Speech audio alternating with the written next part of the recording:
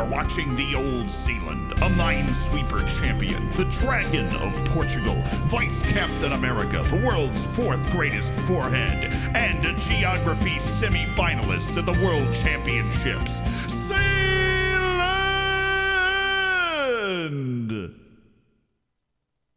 Cool.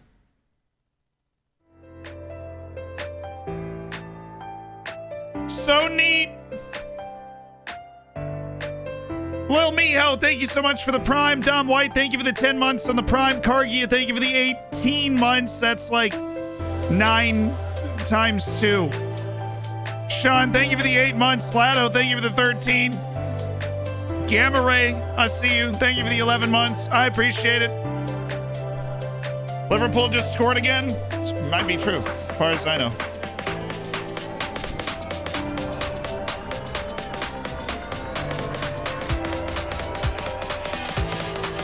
You guys like my face? It's not there. Isn't that so cool how I did that? Excuse me, camera.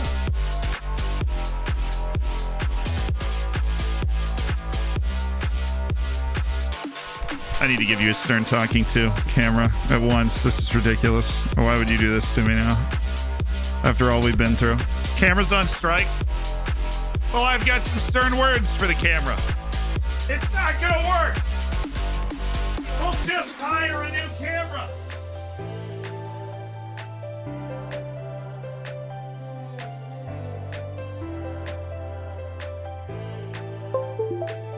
There you go. Come on. Come on there, sailor. Let's go, sailor. Come on. There you go. How you doing? It's your boy. It's Zealand. Oh.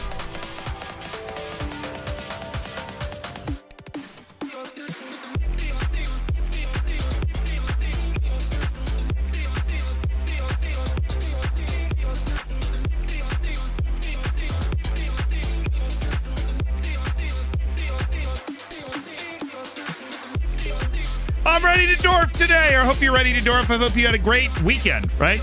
I hope your team won. I realize that can't possibly be true for all of you, but I do hope your team won. Storm Hunter, thank you for the 8 months. Quick Trip, Jesus, thank you for the 22. I don't know you, but I'm feeling 22. Okay, Taylor, calm down. Pay the camera minimum wage. How dare you? Camera's been working for free for the beginning of time. Okay. It can get over it. It will get over it. Burnley smashed this weekend. That was in the championship, right? Josh Sargent scored again, proving once and for all he is the American Mitrovic, which we can only hope is true enough, right? What is wrong with every? Okay, that one's fine.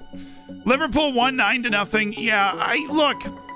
Bournemouth and Norwich really need to have a conversation, and they need to just decide. They need to play. I don't know. Play rock paper scissors. I feel like is fair. And they play rock, paper, scissors, and then they just decide who gets to stay in the Premier League and the other team stays in the championship, right? And I feel like both of them would want to win the rock, paper, scissors to go into the championship because they have more fun there, right? They just have more fun there. So why wouldn't they want to be down in the championship where they're having fun? Okay, where they're having fun. Demas Rex, thank you for the 17 months. Frankie, thank you so much for the tier 1. Managed to get Conference League in the first season of the Scottish Prim. Congratulations, Dark Fox. I see you. I'm a Newcastle fan, so mixed feelings. Wasn't it 1-1? Ajax won 2-0. Yes, but more importantly, Paul Scholes called Ajax not a proper club. So he can go back to chewing on his daughter's toes as far as I'm concerned. Thoughts on Anthony to United? Ajax is fleecing United. United is so funny. They are getting fleeced, dude. Fleeced. Are you kidding me? 100 million euros. Here's the thing. Here's the deal, right? Here's the deal. Anthony's good. He's a good player. He's maybe even a really good player, right? He's got he feels a little like Luis Diaz, right? I had Anthony in FM20. With my Dortmund team, we won the Champions League, right? I've got no issue with the guy. We nicknamed him Mark Antony. It was a good time. 100 million euros. 100 million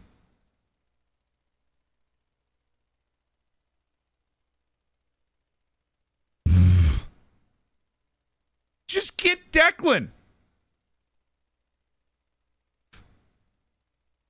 What is like? Is that such a crazy thing to say? We've got one more match and then we're into the January, like the winter break in Austria. We'll be doing transfers today after we just destroy Sturm Graz, hopefully.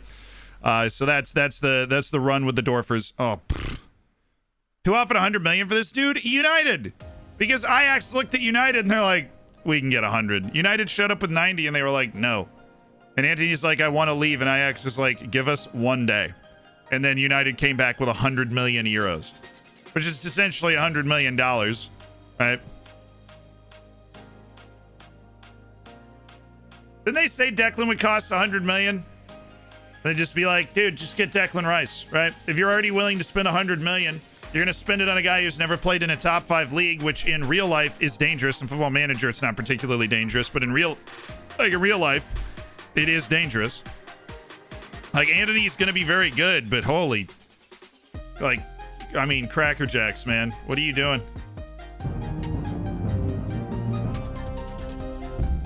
In a world where Maguire's 80, see, here's the thing. I did not. And Robert Washidowski combined. Oh, thank you. That means a lot. 1996 Toyota Celsior. It's nice. Thanks for the. I appreciate that 13 months. It's great. It's just like, look, I didn't have as much of an issue with the Maguire transfer, right? It was a World Cup weighted transfer, right? In United, with a brand to maintain, went, this guy was like a face of this World Cup semifinal team. We're going to sign him. And I think that Harry Maguire is, I think Harry Maguire was, for a stretch, the best center back on United. I don't know if that's true anymore. I do really like Lisandro, but and obviously Rafael Varane's there now, and as much you might be divided about him, I think he's better than Harry Maguire. That was actually a good piece of business by United, which, you know, I give credit where credit is due. That was a good piece of business, getting him for 40 million. Like, that was solid. I don't think the 80 million at the time was like stupid outrageous for Maguire. I think Maguire's confidence was shot by how bad the team was, but he was their best center back for a while. And, like, obviously, you know, it wasn't like all just he signed and he was awful. Now, 100 million for a guy that didn't lead a team to a World Cup semifinal and isn't like a talisman of the country that you are in as a club, right? And even though he is good, like, goodness, if you're paying 100 million for Antony, how much was Jadon Sancho supposed to be worth? Because that guy was messing up the Bundesliga, right? Like, that all of a sudden makes the Jadon Sancho transfer look like really good business. It just blows my mind. The Wesley Fofana move is a little weird to me as well, but I think Chelsea's looking at it like, maybe we shouldn't just be counting on Kalidou Koulibaly as like like, they're old and they need a young guy. And it's interesting that that's where they've gone, because I feel like if you're Chelsea, right? If you're Chelsea, you could have gone with a signing like Antony, not for 100 million, but like, you go get somebody like Maxence Lacroix or like another center back. At the very least, we'll crash out with style. You have to like bring up together, right? You have to like you give them a year or two to figure out how to play in the team without them being a relied upon first team player, because you have Koulibaly and you have Silva, right?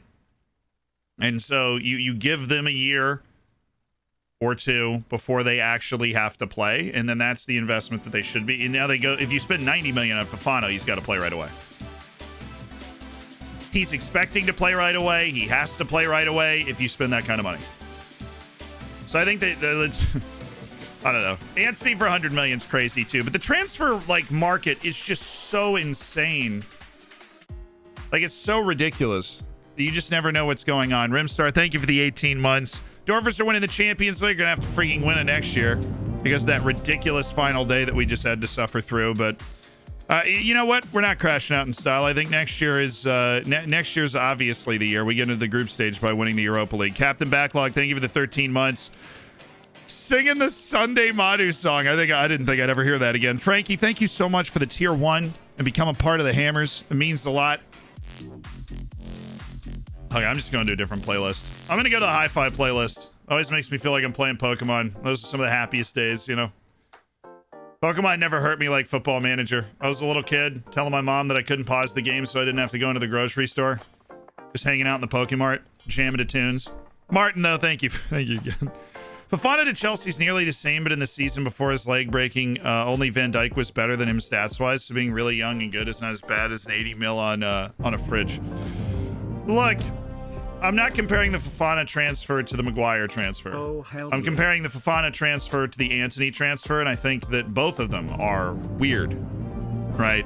Because you know Leicester's going to gouge your eyes out. Why not sign two younger center? You split that money up. When they get overheated. Instead of getting Fofana, get like Maxence Lacroix and Benoit Badiashile. You could probably do both those transfers and have 30 million left over. And just develop those two guys behind the guys you already have. Oh, and thank you for the 17. Tofka, thank you for the 20. I mean, that's just the way I think, though. You know what I mean? How you live on a Sunday? Because we're moving this week. So I want to make sure that we could... you know, play with the Dorfers at least 3 times before I yeeted myself away. I wonder what happened in the transfer window. It was wild. Expect to see a reaction. All starts with hard work. Let's get it, Sturm. Grazie. Grazie. Yeah, obviously coming back from major in. The fact that you can get 90 million for a center back after he broke his leg is wild to me. Leicester's over here like counting their blessings. Leicester and Ajax are just really well run. They're both of them are really they're really well run clubs. Send child supporters little That's Conrad very expensive to keep in nappies and formula milk. Contact center girl, thank you. Looking after the Twitch child. Yeah, I'll be sure to get on that. I think I have a lot of child support payments. A lot of people have Twitch children now. Robbo, thank you for the 6 months since, man. Robbo. Dang, Auto Matrix with the 34. That deserves some Gary. Gary's really excited about that. It's like, is that 34 months for Auto Matrix? Thank you so much for being a Hammers legend. Just for you.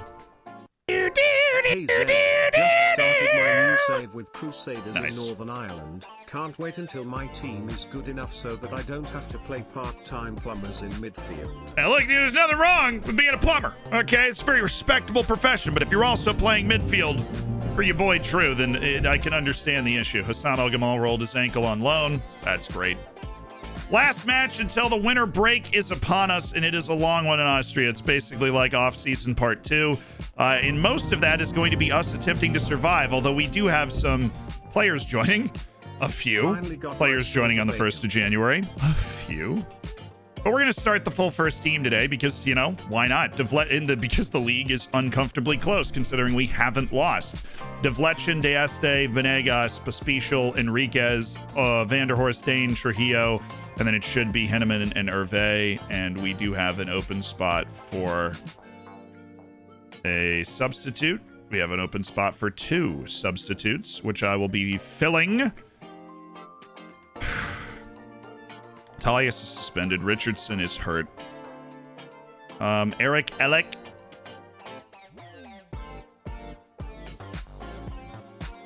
And Mohamed Portomazebi will be taking the 2 spots. Keep track of these lads. They're shifty lads up there. Very shifty lads. They only want one thing. Just be as shifty as possible. Just bump Enriquez up. You freaking... You know what? All matches. All this stuff is ridiculous. This is like the full first team here. Striker.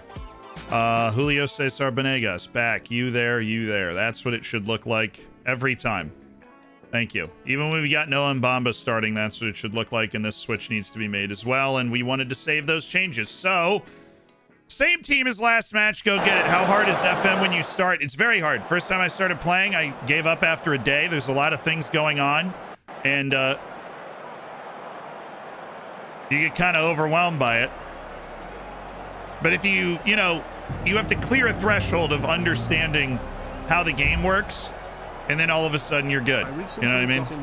Then all of a sudden you're good. And you become obsessed, and it becomes your life. It was in the ICU. Oh, beer. We'd heard that one before. It's good. Thank you for the 17 months. And Malikan, thank you so much for the Prime, and thanks for being a part of the Hammers. It's definitely good, Beer Baroness. But we had heard that one before. Thank you.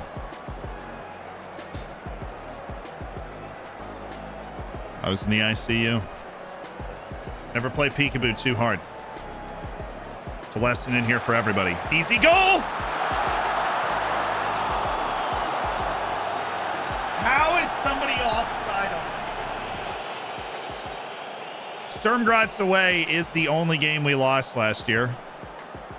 And again, we are 2 points clear in the league because Salzburg seems to be back to their old, we win every game we play two ways, so...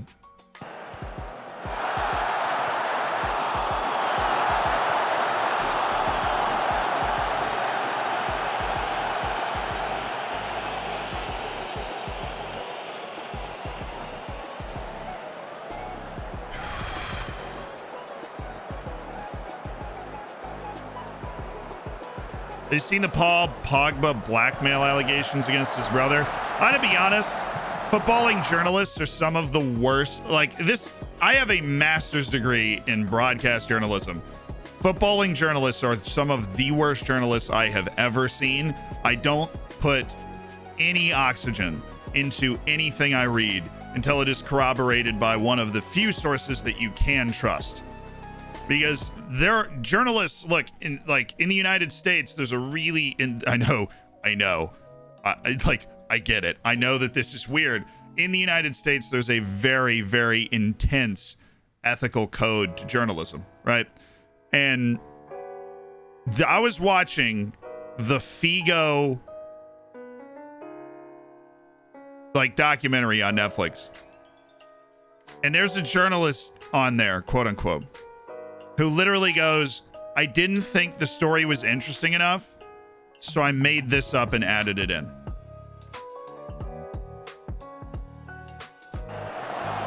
Homie!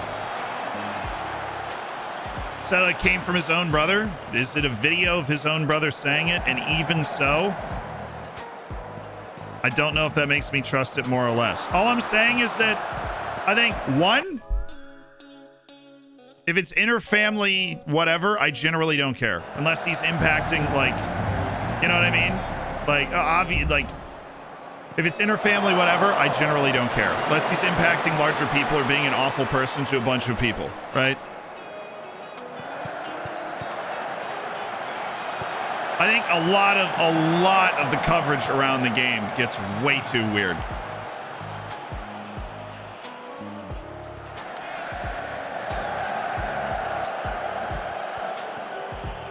It bothers me, and I really try not to pay attention to most of the stuff that you like. Do you count Fabrizio Romano as a football journalist? He's a social media personality. He has a lot of connections, but he is now a social media personality. There's nothing wrong with that. I love Fabrizio Romano, right? I love Fabrizio Romano. Supposedly it involves assault rifles and gangs. I've reached European dominance in my Grasshoppers save, having won 3 Champions Leagues in a row. Any suggestions to spice it up a bit now? Come on, Sander. If you're asking about ways to spice up your save, and I know this is alarming, you should probably go outside, right? I've been there before on Football Manager, where you're like, man, I'm just kind of not in the, that was a terrible ball, by the way. I'm just not in the right, I want to play something, but Football Manager's not doing it for me. Well, then just don't play Football Manager, right? It's a video game. You're playing it to have fun. It's your relaxing time of the day. As unrelaxing as Football Manager can be. Can we score? But there are a lot of ways to spice up your save. You can add restrictions on who you can sign. You can simulate, you can keep that old save and then simulate 20 years into the future and pick the save up, or you can create a coach in a different team, save the old save point in case you want to go back to it, right? But, take over another team in the league and try and beat the super team you've created. We haven't hit the target yet, have we? Hey, Zealand, love the live streams. I have to say your tactics have helped me exponentially. I currently have a requirement to strengthen attackers from my best-rated strikers contract. What quality do I have to sign to fulfill that requirement? FM is like work. I have spreadsheets and stuff. So like, so do all of us. I'm just saying. So, but ask Carl. I'm glad you love the streams. I'm glad I've been able to help. I would not have.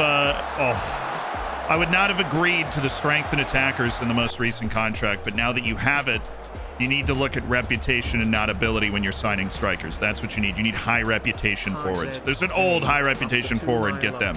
Wilson, Isaac, B. Are you going to do F1 manager, please? I am going to do F1 manager. Absolutely. I'm going to do it after I move, though. I believe.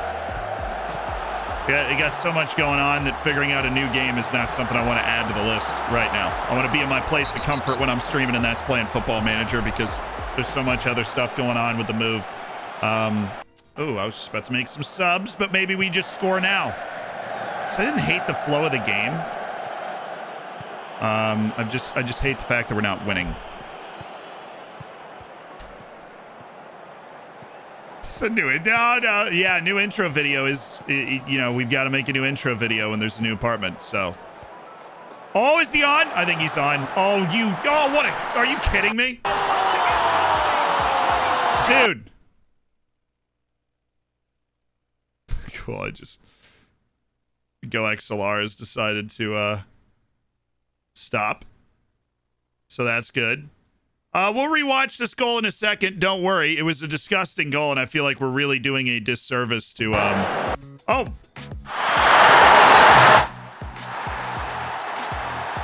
We're back? Can we watch the goal now? What is happening? I have no idea what's going on. Let's just watch this piece of filth. Give me behind the goal, please. Hervé with the touch. That's really good. Why is it? I love the I don't know what's going on. Keep doing it. I think I might need to get a new Go XLR. This thing freaks out a little too much for me. It freaks out a lot. It scares me. Yeah, it's not the computer at all. It is the streaming audio interface that we have. I press the button and it just like shut off and then turn back on. Couldn't tell you why. Let's go out of the game and come back in. Nope, no audio. Cool. Sick. Let's make some subs. All right, Trujillo. Where are you? Hey, Henneman's on a massive 6.3 right now. Thank goodness Max Hervé is there. I have a recommendation for an upgrade. Oh, yeah. Vial has hated the Go XLR from the moment I got it, so I cannot wait to hear this. Let's move Enriquez up and box to box him, and then Bamba comes in.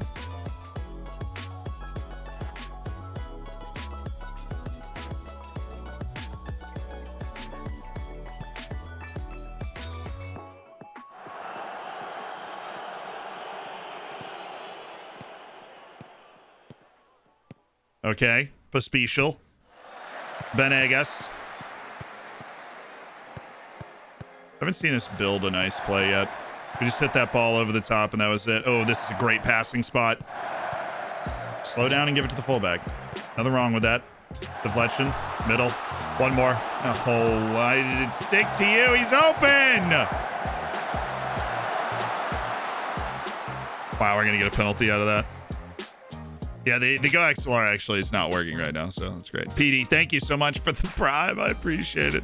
How big should your squad be, rule of thumb? A starter and a backup at every position, and then a couple of other guys that can fill in at different positions, perhaps, that you need. But Enriquez, yeah. Sad. Let's start the Go XLR app again. There we go. Now it should work. Ref! Hey, we're back! Oh, goodness. Oh, it's quite loud. We've solved that problem. No, okay. So you can't follow that up because you can't be the first one to touch it after you take the penalty. So there's nothing that he can do. Like, if he touches that, it's a free kick. He can't do anything. Like, he cannot touch the ball. Hashtag American explaining the rules. Holden, thank you so much for the prime. Yeah, he hit the woodwork. If it's saved, you can go touch it again. But it wasn't saved. He rocketed it into the post. No shot. Thank you. He ripped it into the post, and so he can't touch it again. He just has to stand there in his own agony while everybody else can run to the ball. Give it just top of the box, Roman. It's like everybody's blind. What did Enriquez and Mbamba, what did they do? What did they ever do to you, man? Come on, pass him the ball, man. Back. Oh. What a delivery. That was so good.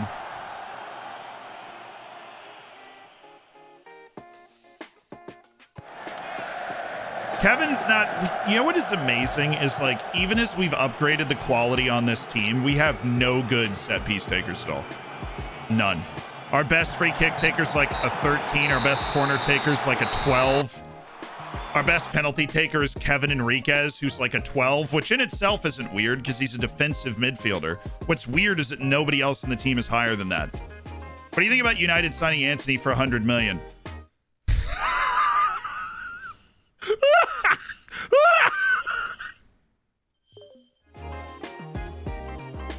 And I think he's a good player. You kidding me? Dude, they're gonna like fail FFP. Ian subhype Ian bacon And like watching United thrash Liverpool was really fun. I think they might be able to get going in the right direction. You know what I mean? We're 8 points ahead of Salzburg, but they have 2 matches in hand. It's the same old story. We're not creating any distance from them at all. Emmanuel Incosi, Ryan Stevens, Giorgio Hernandez. The Este fitness concern? Well, I've got great news. Huge break coming up. All right, the winter break is here. We have a bunch of huge signings joining January 1st and other potential moves coming in afterwards. Watch them still complain about their owner. So, okay, I understand complaining about the owner even when you spend a lot of money, right? Because the club is clearly not well run. They don't have a good relationship. There isn't a feeling that the Glazers are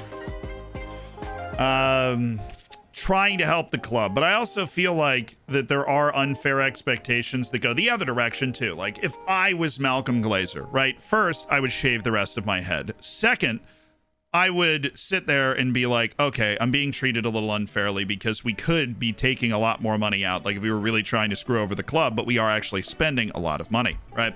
So, like, if I was him, I would feel like we'd been treated unfairly. I also probably wouldn't have bought the team in the first place because I couldn't afford the team, right? I would have made some different decisions. But I think that there is a bit of an unfair expectation that, like, no, you have to be so in love with the club to just lose a bucket of money. And it's like, that's not what the Glazers got involved in this for. They got involved in the venture to make money and they bought it as an asset. And, like, I think death threats is way too far in basically every circumstance, and I would drop it in that case because they do spend a lot of money, right? Like Leicester's an incredibly well-run club. That team, they didn't even buy anybody, dude. They didn't even buy anybody. Manchester doesn't matter. #City. Top dude, thank you for the 3 months. I appreciate the Twitch Prime. Thanks for spending $5 to Jeff Bezos money and Defrost. Thank you for the 2. Welcome back to the Hammers. Hey, Europa League first knockout round. We got 10 points in the Champions League group stage, and we are still here. You ready for the draw? So we can't draw any of the teams that finished 3rd in the Champions League, which includes us ridiculously, even though we got 10 points. That would be Real Sociedad, Bilbao, who knocked out Dortmund, shout out, Barcelona, Sporting, us, Milan, Monaco, and Rangers. Those are the teams that we cannot draw from this draw. Which means we can get Basel, we can get Bodo Glimt and Ludogorets. We're going to blow somebody out. We can get Stade Rennais, Freiburg, Valencia, Guimarães. So we can get those teams. Like we could get Sporting right here. Sporting did not finish 3rd. I think they are a 2nd place team from the Europa League, which I can literally look up. It's Guimarães, it's Ludogorets, which is a huge result for them over those teams. Freiburg, Villa got knocked out on results between teams. Benfica, Basel, Valencia, Bodo Glimt, Stade Rennais. I think we're favored against literally any of those teams, although I would prefer to play like Bodo Glimt or Ludogorets or something. So let's just, let's put like Barcelona here.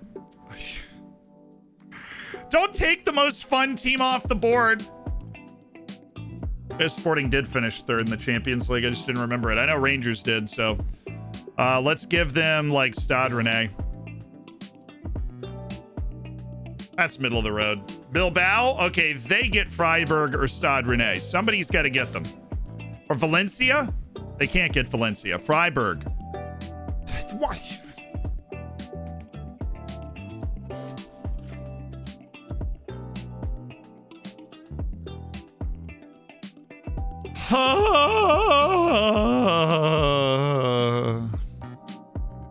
You just said Sporting in the Champions League? Well, I can remember every team. I thought I did. There we are. Okay, so Bodo Glimt is still there, and that's obviously the team we want to play. Bodo Glimt. They've robbed us of every other team, but that's okay because we were always meant to be in the Arctic Circle today. Watch.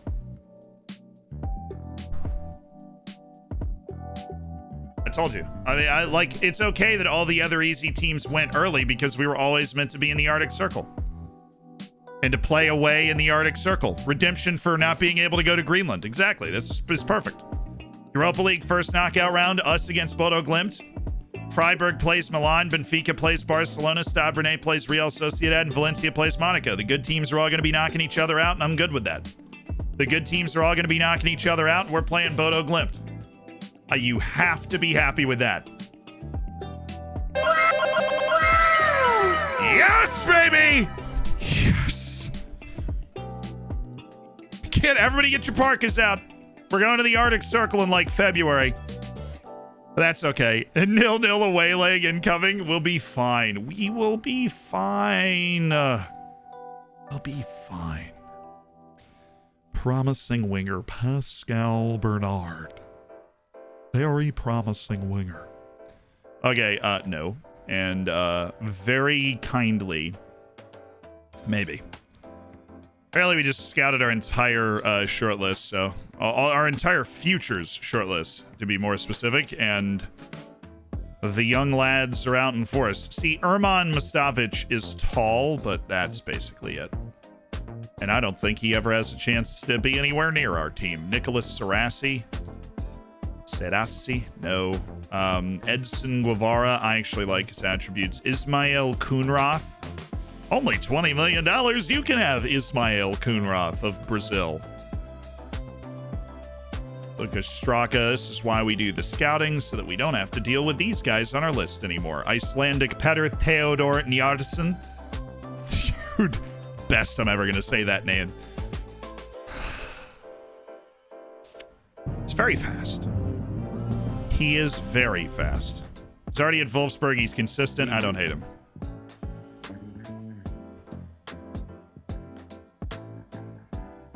George, thank you so much for the 4 months. I appreciate it. Are you calling Bodo Glimt a bad team? They're worse than a team from a Power 5 league in the Europa League knockouts. I think we can agree on that. I appreciate what they did to Jose Mourinho's pride as much as the next guy. I'm just saying. Why is this guy so good? That's all I'm saying. Why is that guy in particular actually good? It's making me uncomfortable that I'm going to keep him on my list, and I don't like it. I don't know, man. He's 19, and he looks like Eric Elek right now. Who's 17 or whatever, 18 maybe. Zealand on a Sunday? Of course! Why would I not be here? Cephastia, thank you for the prime. Thank you for the 10 months.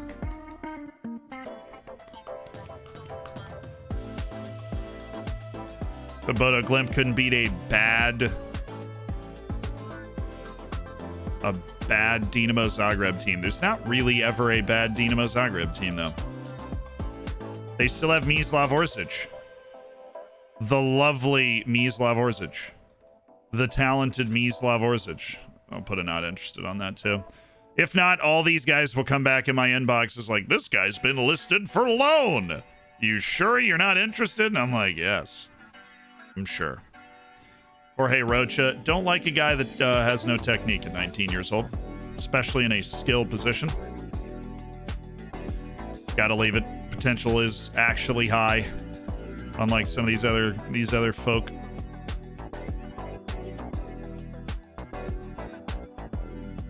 It's Judgment Day. It's Judgment Day for all of them. It's a new era. We're a better team, and that means a lot of these guys have to go by the wayside because they are not good enough to hold a candle to our team and where it's at now. Wish I could stay on that screen, the attribute screen, when I hit like the next. Something about this, it's like, you know those videos of people power washing stuff and like really getting something clean? This gives me a similar feeling.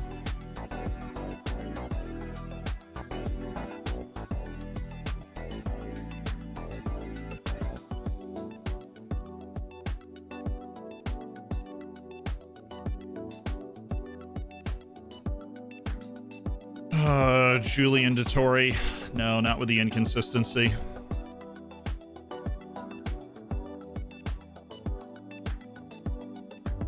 You have a look up? Thank you, Ben. This next video is a fun one. Finished it earlier. It is a very fun one. I'm excited for the next video. The only reason it didn't come out today is because I wasn't happy with the thumbnail. And we're working on it. I had to take new pictures today. For the OnlyFans. You understand.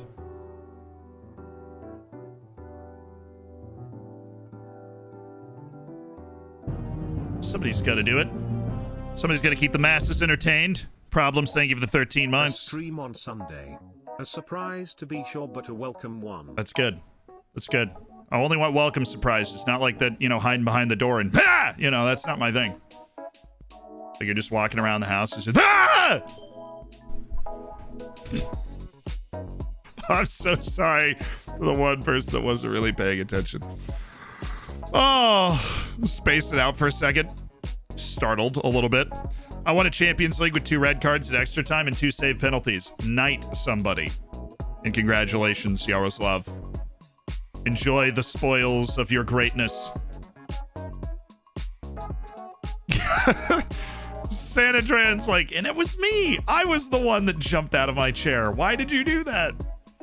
Context. Didn't make it too much better, but provides an element of understanding. David Raum.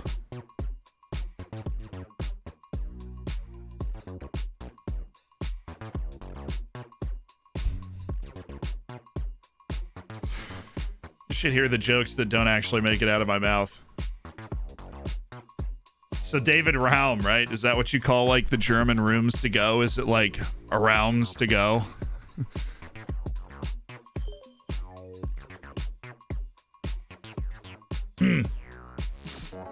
What? Do you always play with smaller teams? No, I played with Dortmund 2 years ago. So the thing is, when I play with bigger teams, we show up, we unseat Bayern in the first season, and then in the second season, we beat Bayern by more and win the Champions League. And then it's like, okay, I guess we are done. You know what I mean? Because at that point, I'll just start building like an absolute ridiculous super team. And you're just kind of like, okay, like I can do that elsewhere, but there's no drama in that. There's no intense drama in that. Doesn't create the longer journey to the farther away goal, right?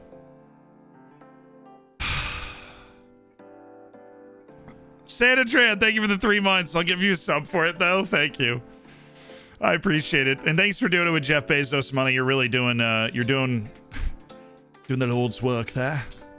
You might not be able to buy that yacht. There we go. We've sorted through our entire short list. Go team. You ever tried the Pentagon Challenge? No. No. I don't like leaving a team just because I won something, right? I don't like it.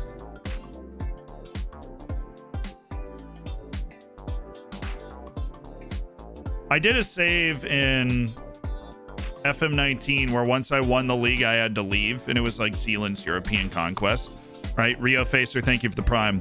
Welcome to the Hammers. Enjoy the bacon. Make sure you get in the subsection of the Discord. And thank you. Paul Delos with the 9. Same to you. Congrats on a Twitch child. 9 months. Incredible. More bacon. You either get sacked as an underdog or you win 5 UCLs as the dominant force. That's fair. And so every time I won the league, then I would move on to the next team. And I just didn't really, I didn't really enjoy that. I mean, I did. Like, we had fun, you know, but in terms of sinking my teeth into Football Manager in a long-term sense, I didn't really enjoy it. Like, okay. Did we make the UCL? No, we didn't. Bayern was down 3-0 at halftime to Ajax and then scored 4 goals in the second half to beat us on results between teams. After our last 2 Champions League matches were a 5-0 win over Ajax, a 5-0 win over Krasnodar, and we didn't make it through. It's just brutal. We were clearly the second best team in the group, but we lost 2-1 in Amsterdam, and Ajax also went to Bavaria and won, so they had 12 points from 4 matches, and they were already through. I would assume that he still doesn't want to talk to me about a new contract, and that assumption would be correct. We will see. Hi. But language courses have been completed, so that's good. We like people being able to speak the language, helps them improve, relate to their teammates. Social groups. Mukoko, the giver of bacon? Yeah. Who do we get in the Europa League? Bodo Glimt, round of 32. Sorry for that FMing. It happens. This is why it's so freaking hard to win. Especially out of pot 3, right? You got good teams to go up against. How nice of you to have a Sunday stream to celebrate our baby. Yeah. Jan Magno, of course. I wouldn't have missed it for the world. Nobody tell him.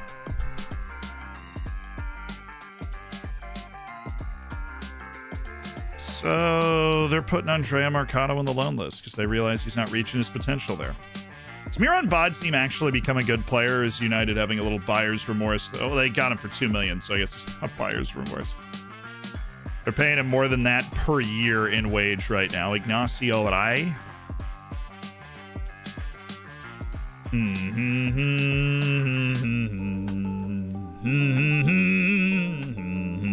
Croaker the Frog, thank you for the 6 months. Congratulations on your silver bacon. Thanks for the prime.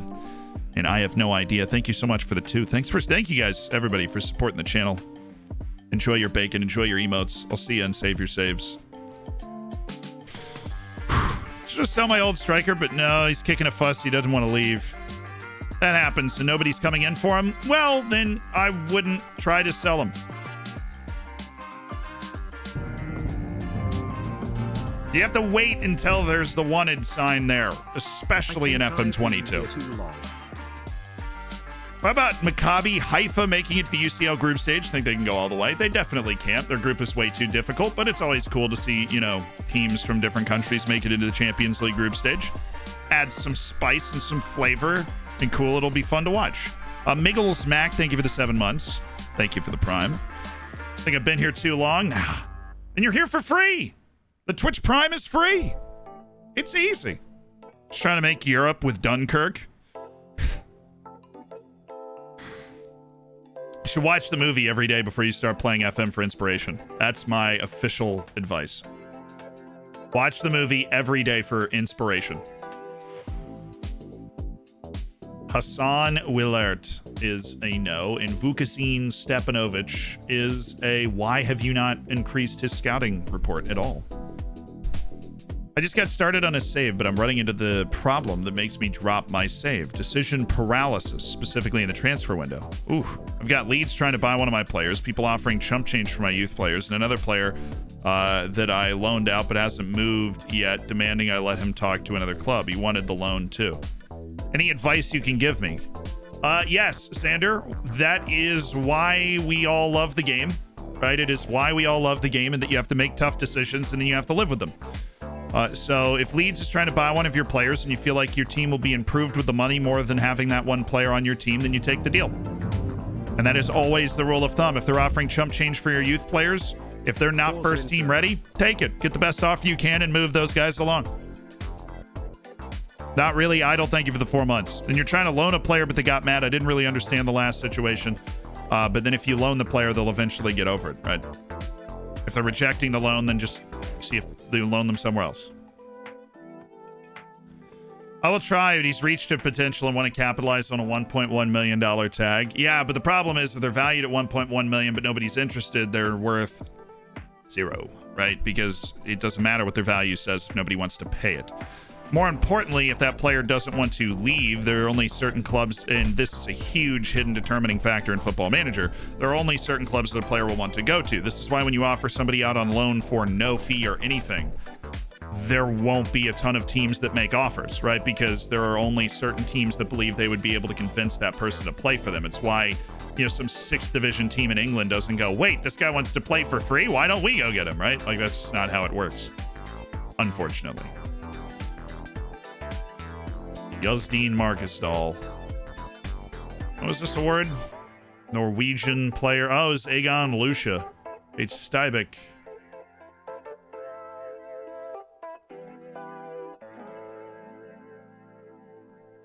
I guess this is where we signed him from, so it's a yearly award. I was like, he's definitely on loan in the Bundesliga. I know these things. So why would he be popping up with Stybek next to his name? For some reason, my brain was like, did they loan him out again? Which isn't possible. So the answer would be no. They did not loan him out again. Oh, Yusuf Fafana from Dender? What? I don't know this club. A semi-pro Belgian club. He's not on loan. He is not on loan. He's legitimately on the team. Imbesh with a crazy find here. Like, hey, this guy might actually be pretty good. He's playing in the semi-pro divisions in Belgium. But, you know, we've scouted him up, and potential's looking pretty fire. Just thought I'd let you know. Ante Dalale. Yeah, I know he's good, but, like, yeah. But more importantly, and I mean this,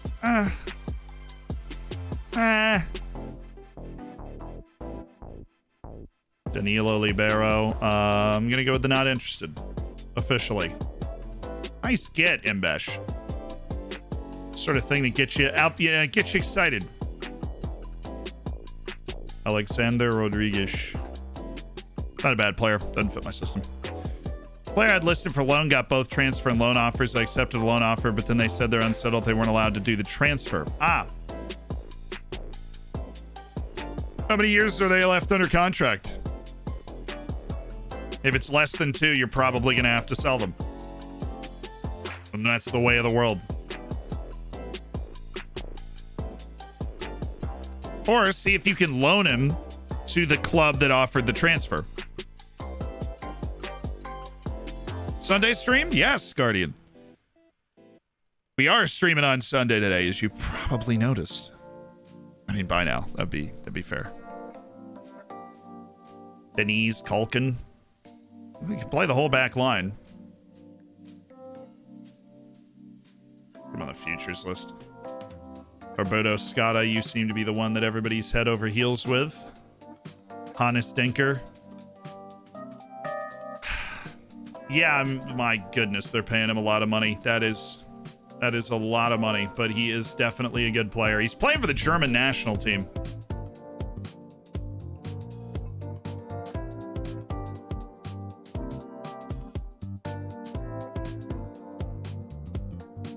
Jerome Onguene. He's decent. He's decent. Could be a space-filling center back. Don't want to lose track of him. I know that. These dudes at Rangers have been very good in this save. So I'll be keeping tabs on all of them. Even though I already accepted the loan offer, they have a year left on their contract.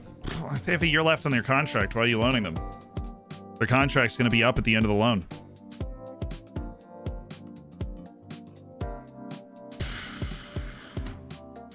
It's recommended making Jan Trujillo the vice captain instead of Owen Vanderhorst. How dare you? Upgrade Bube to star player. Yeah, I'm okay with that. If it, anything to convince him that he is valued here. That is definitely something that can convince him he's valued here. Because Bube is the only guy who's on a 2-year contract right now that we don't, we haven't been able to upgrade to a new, better contract at the team itself.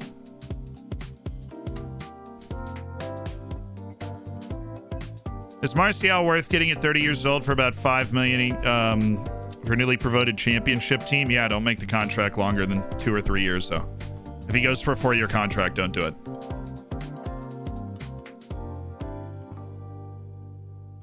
If you can get wages covered on the loan but can't sell them, then a year loan makes sense the last year of a contract.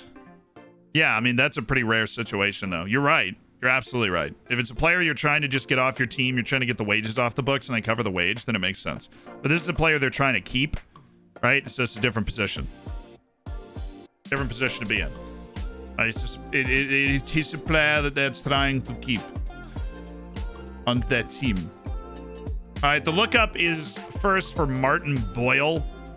So some dude named Martin Boyle. If we could refund that. Yeah, not hard to spell, but I think this player is now gone, unfortunately. They have vanished. And Romeo Lavia, who I believe we've looked up before. Is Romeo Lavia. So Celtic, 2.7 million, moved from Bristol City after a loan. Never played for Man City, but did do loans to Lamel in Belgium, played a lot. Middlesbrough played a lot in the championship. Bristol City played a lot in the championship. So earned the right to get a move to Celtic, where Romeo Lavia has been a very regular player for 4 years. And of course, Celtic headed to the Champions League knockouts, so they're doing really well. Even did a loan with Aberdeen way back in the day. But yeah, it never worked. Never worked out. 4 appearances for Belgium at 26 years old for Romeo Lavia. It just never worked out, man. Osama Gamal said to the Africa Cup of Nations, sounds fun. Go get him, Tiger. Sean Fafana, I think we can safely cut you out. Shlomi Attar. Unfortunately, we can safely cut you out, too. I mean, I guess, fortunately, we don't need any of these other guys hanging out on the team. Gabriel Rivera has actually got some pieces that can make him a very good player. I think Paul Bernardo is very poorly identified by my scouts as a player that can't really do much. This guy, on the other hand, Luis Martinez. He's a perfectionist, though. Actually, I will keep. Prekipanu. I do like Romika Preoccupant. I nailed it.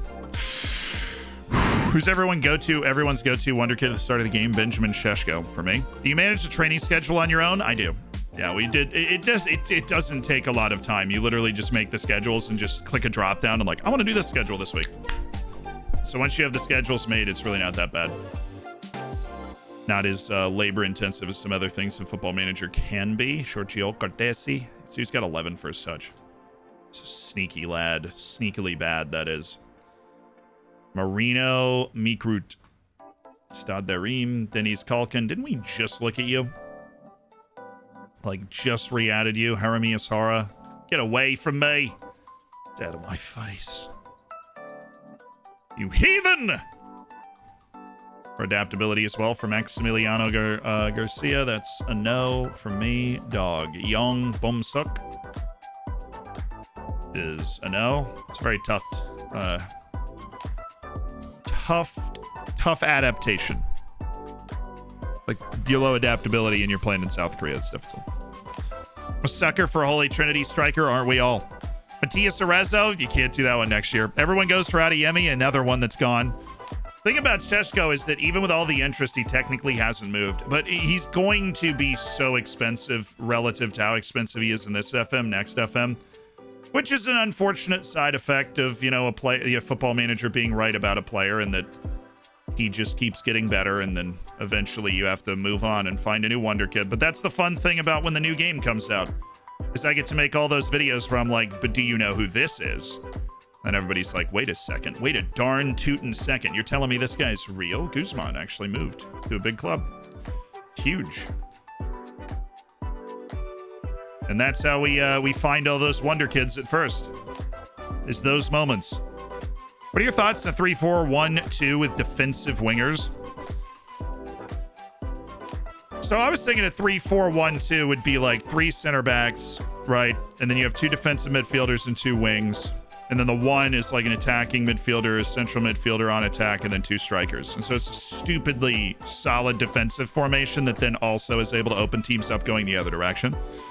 With, some unorthodox runs, but... Next year, there'll be different ones. There's always another Wonder Kid. The world is never short on Wonder Kids. We're not... This isn't oil, folks. There's an unlimited supply of Wonder Kids. Okay, Pavelilko, for the moment, your sentimentality holds and you stay on the short list. Giorgio Rosselli. I mean, we've just got one of the best short lists in the game, it seems like. We've got a lot of guys that are very talented and do not cost a lot of money and are available for us. Paulo Henrique's already signed a deal. This is the wall of Brazilians that seems to round out everything that we do. Marcelo Castagna for 22 million. That's bold. And the former forward store for players participating in the Africa Cup of Nations, Ismail Mutaraji and Damien Baldry. Okay. I don't think we don't have anybody going. Following that Napoli strategy of just having no African players. Oh, we pay them to be here. Why would we? You know, unbelievable. They go play for their country. It's ridiculous. Can't even believe somebody would want to do that. It is weird, though. I mean, I get that it's too hot to play in the summer, but at least make the Africa Cup of Nations every 4 years, so it's not literally every other year that you lose your player in the middle of the season. Right? I mean, that's only fair. I feel like that's only fair, right? What, do you want to be like the Gold Cup where it happens every other year? Nah. Come on. Be like the Cup of America. Be like the Euros. That's my compromise. Time to raid AFCON squads for talented youngsters. I like the way you think. I like the way you think. Filippo Delapina. They can't play defense. He can't score, so I do have issues with Filippo Delapina. I know he's creative. I know he does good things, but I also have issues. We're re-upping our entire shortlist. But like over the last week. I am happy that our club is at a level where we can do this, though. We can stay up to date on everybody that we're looking at.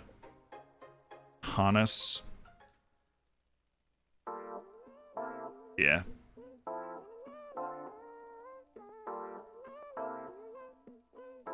He is a really poor athlete. I kept you, but barely. I remember looking at you last, like when you came up on the end of the shortlist thing last time. Walder Lira.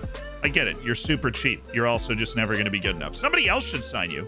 There's plenty of European teams that could use a goalkeeper that look like that. I don't. Need one. Thank you. Great. Great vision.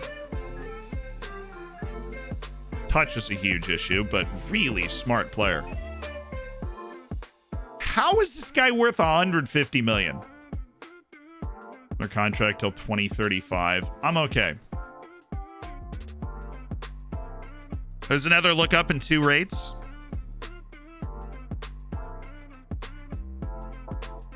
Oh, the rate your player was Romeo Lavia. I literally misread that. Well, I'm glad we looked at Romeo Lavia anyways. Marcus, thank you so much for the 11 months as part of the Hammers. I appreciate it. 11. You're almost at Golden Bacon. Thanks for the and with the Prime as well. $5 of Bezos money.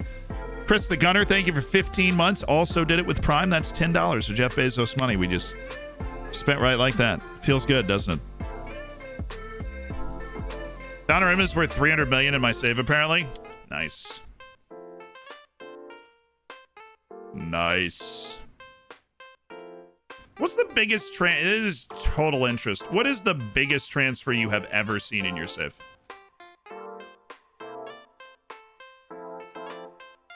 I think mine's 230 maybe.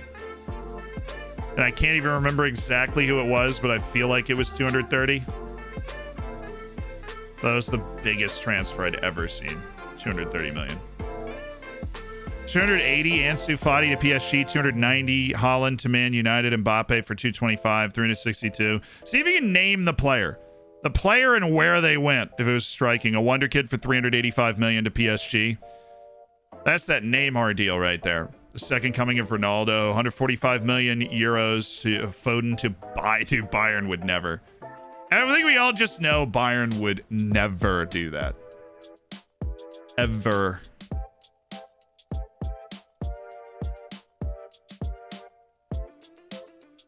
Vladimir Svetskovic was on loan with us at one time. He's not now. Jorge Peralta. Nico Politic. Nazif Tillin. When I We was do like but a wee Twitch lad, I was young and I was poor, surviving only off my Twitch Prime sub. Today I am pleased to announce that I am no longer young. Happy Dorfing's Eve. I'm pleased to announce that I have risen from the ashes and I am no longer young. Let's take a look at the Wonder Kids section. United paid me $310 for Odegaard. United on brand. £8 for Peter Beardsley. Brilliant. You can buy a whole lunch with that. Sparkyet, thanks for the prime. Thanks for spending $5 to Jeff Bezos money. Enjoy the bacon, enjoy the emotes. It's beautiful stuff. $350 for Vladan Pavisovic. I paid $350 odd mil for someone at the end of a Newcastle save. Also on brand. All right, so we have 2 rate your players. We've got Swedish Lambert with a Romanian beast. Pro tip, if your name is different in the Rate Your Wonder Kids section than it is in chat, I'm not going to be able to find you. Minigame. It's just a little tip. But I'm assuming that this is it. This is a Romanian player. Okay, this is a Romanian player at Kaiserslautern. Tell me if I'm wrong. What do you use to get faces on regions? Nugan face pack, made by Zealand Corp and a whole wonderful team of people. So this is our player, Florin Dragomir, a right winger, unflappable, resilient personality, 5-star potential at 18 years old, 9 caps, 5 goals for Romania. And I'm going to come out of the gates hard and say, 7 out of 10, right? This is a player that you got to love to have on your team that moves incredibly well, physically off the ball, has a great sense about how to create separation, but there were obvious issues here. Work rate and stamina are low. For ability to control the ball, first touch bad, right? Limits their ability to play centrally in any meaningful way, or to just pick up the ball in a central location, especially with a bad first touch and composure. That makes it difficult. But this is a fan favorite type player. This is somebody that moves really well and responds to pressure incredibly well and can pass from the wing position. And of course, the 20 aggression, they're very willing to get stuck in. But I'm going to go to the 7. Just because I understand how that this player becomes a fan favorite. You know what I mean? I understand how that player becomes a fan favorite. So Swedish Lambert, thank you for submitting your beast. 20 aggression with no strength. I like how everybody's always got their slightly different, I always look at these 2 things in tandem. And I always look at these 2 things in tandem. He's going to cause problems and then go down so easily. Well, I am a sucker for wings that pass well. You guys know this. Having a winger that has the ability to knock the ball around and pick out the crossfield ball, and they're not just a attack the inline sort of merchant. That's really huge to me. Diego Gonzalez, no. Outline intentions for Quintero. That's fine. You can outline your intentions. You do have him on the transfer list right now, so. Quintero was dissatisfied with the fact that his role in the team was not increasing. Borussia Mönchengladbach's Bazinko Karavic. See you later, Holmes. I love him personally. Been starting for me since he was 16. That's great. Minigame, it should be easy for us to find Romeo Lavia. There are only a couple of messages that came in after the stream started.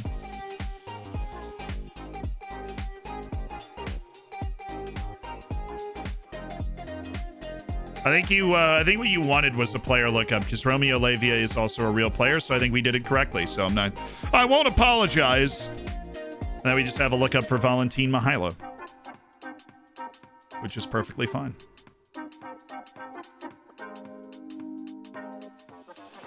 Let's see if Valentin Mihaila is around. Yes.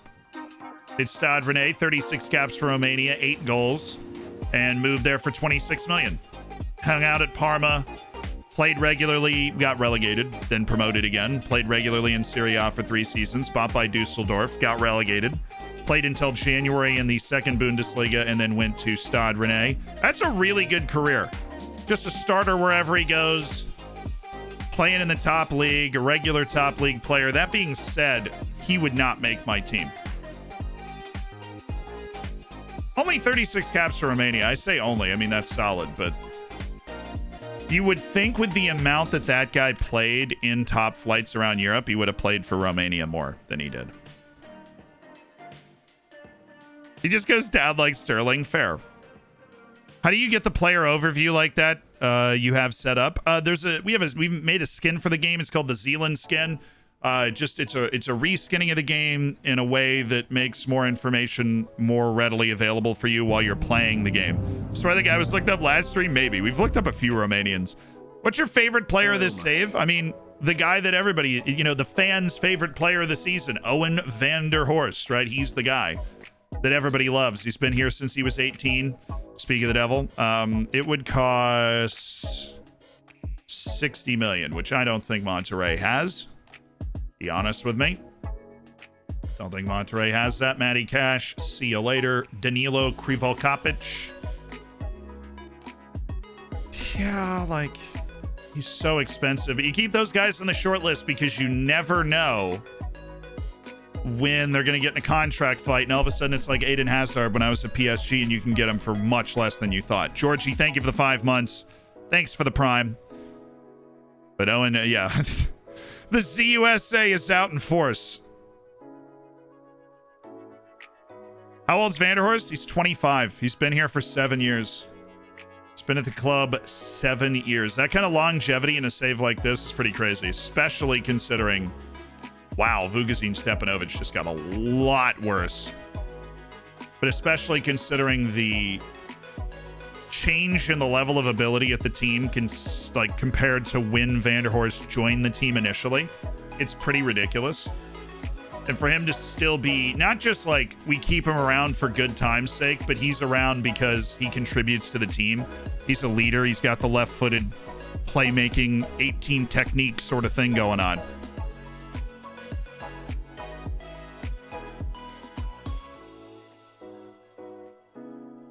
Three more years for his testimonial. I'm getting he's gonna be 28 years old getting a testimonial at the club. Like he's been here for 10 years.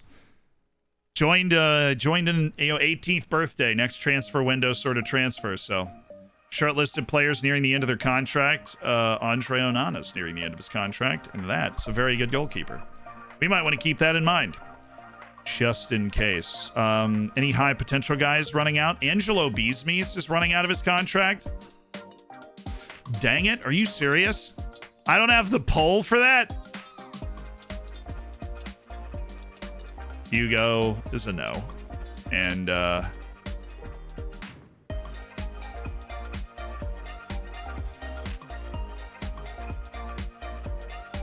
hey, surfing Lozano. Bubakari Sumare. He's a good, oh my goodness, the wage though. Yeah, we're gonna have to wait on that. Of course, we are aware of all these guys whose contracts are running out. Let's offer out Quintero now. Let's just get the deal done, because his contract's gonna be negotiable here soon, and I don't want to go there. I don't want to go there. Alana let me down bad. He was on my Wolves team that got to the Champions League final, and obviously it was really good in the network save. So I've had Onana before, and I've loved it. I've enjoyed it. 4.3 to Stoke. And AZ, is this negotiable? No, but we will take that deal. Learning from our lessons, and I'm not going to give the ultimatum. Accept and give ultimatum to nobody, because we already have the deal from 2 people, PSV and Stoke.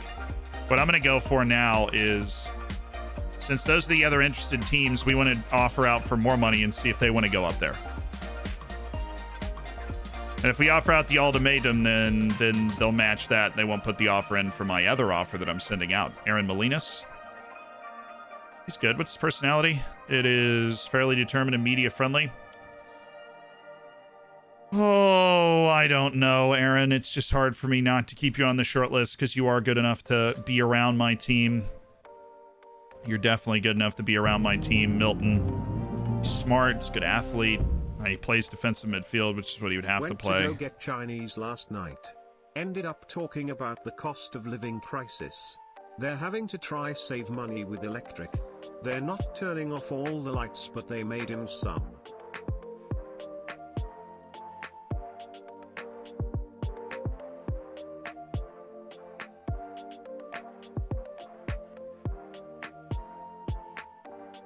I didn't reject these offers. I'm just gonna ignore that happened. It's actually, okay, you stay in good clicking form, will you? Actually might help. All right, does anybody want to offer 6 million for Quintero? Now that the only offer we've accepted is Stoke, does anybody want to offer 6 million? I don't know. Yes.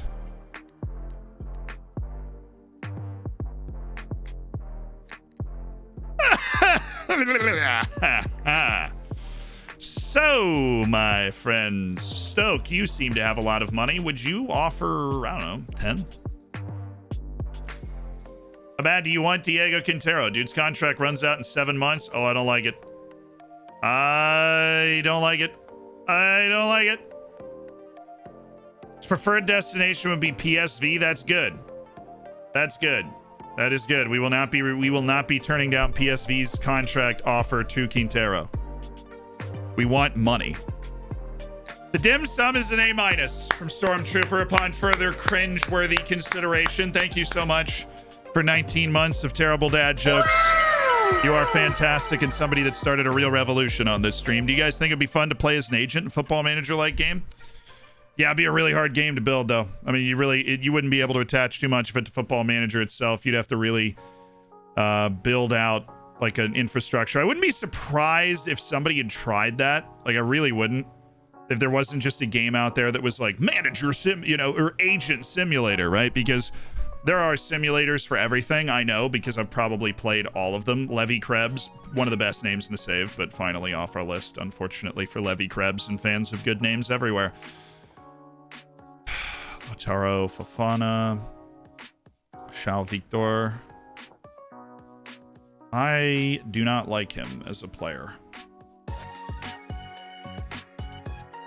Sika Kane, very cool name.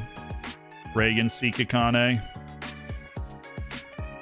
Albi Ismaili, we know we like Albi Ismaili. Jose Manuel Artigas.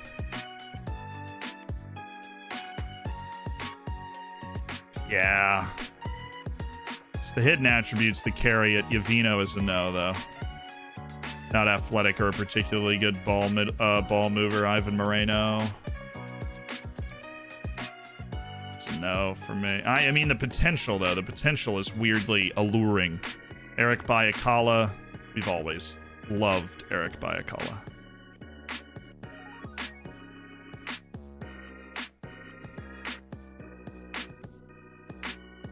I haven't seen any of these guys in a while, so we actually weren't done upping our whole short list scouting.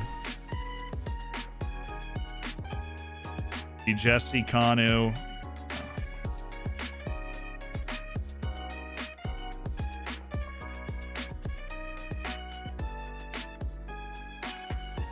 Ivica Vujacic. No. Matheus Gonçalves. He's good enough.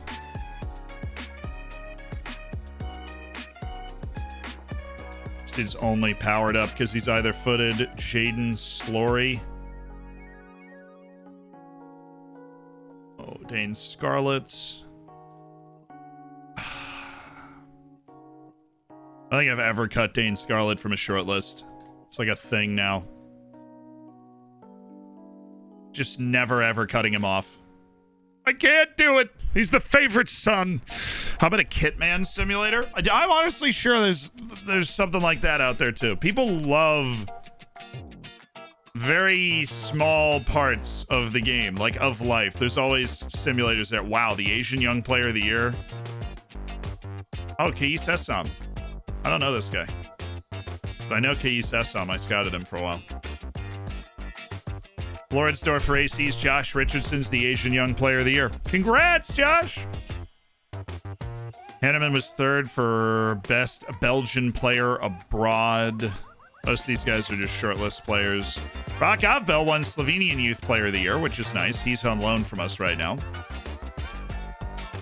Danny Ding was second in Belgian Young Player of the Year behind Enrico Lefebvre, the goalkeeper, who moved to Anderlecht eventually after tempting us for years.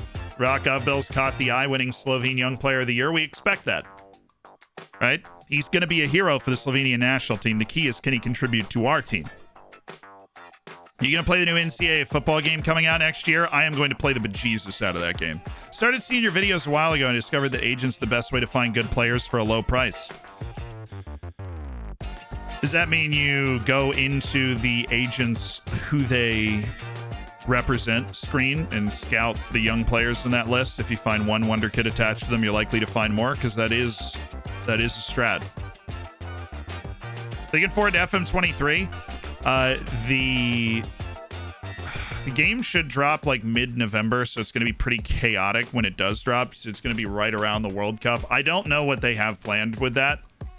I don't know strategically what they would want to do. Do they want to try and push the game out earlier so that they can get around the World Cup, right? So like it comes out before the World Cup. Is there going to be any particularly special or important thing that happens? I don't know. Or they just ignore the World Cup happening and then drop the game anyways, like right before the World Cup starts, and just pretend like nothing is happening. I don't know what you do.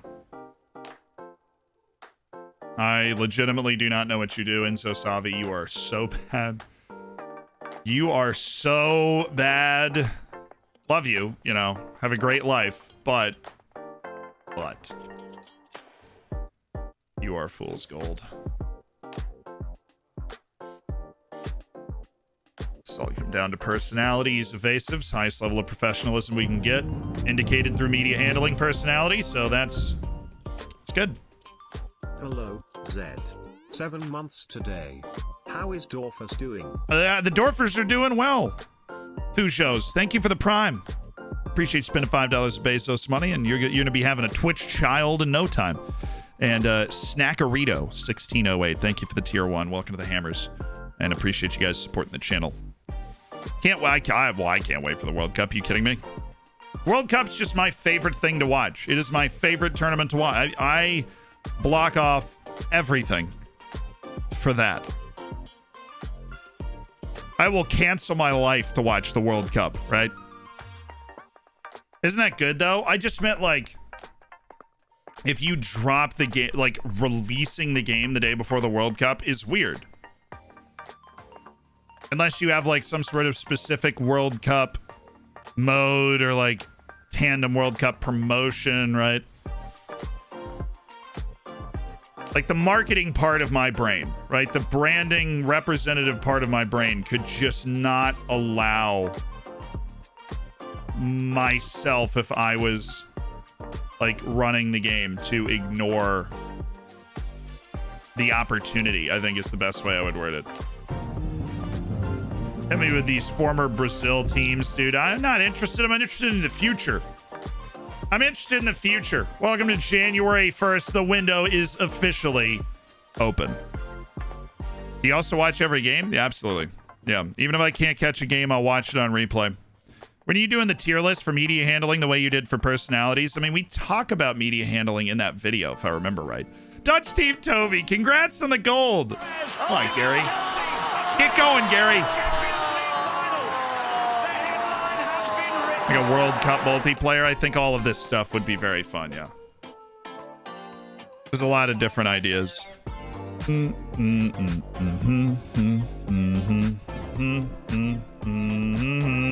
Oh, it's time! They're here! The signings are here! Let's finish everything else we got to deal with. So Yildiz is under contract. We've got him under contract till 2034, and we love Christian Yildiz. But an offer is in from Anderlecht where they're exploring maybe spending some money on Yildiz, and I gotta test their appetite, right? You know me.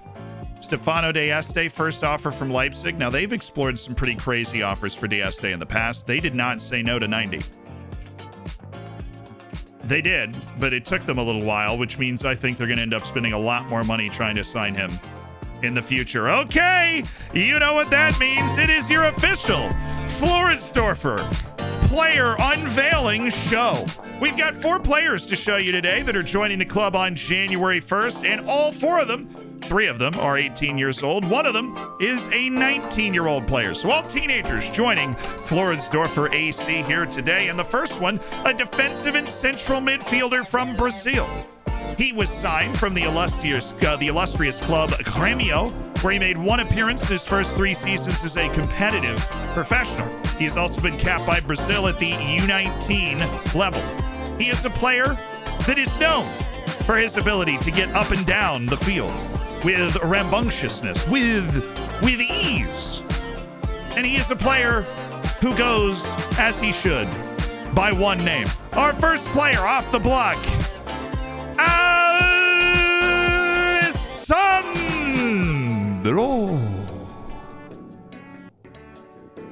He was signed for $9 million from Grêmio.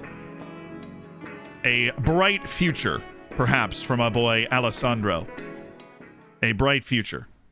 A space-eating midfielder with a nice floor for the ability to pass the ball. A good first touch already. He needs to get more athletic.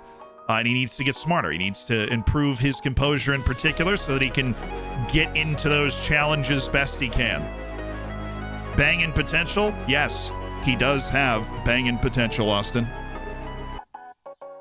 A box-to-box midfielder. His potential is yet unrealized.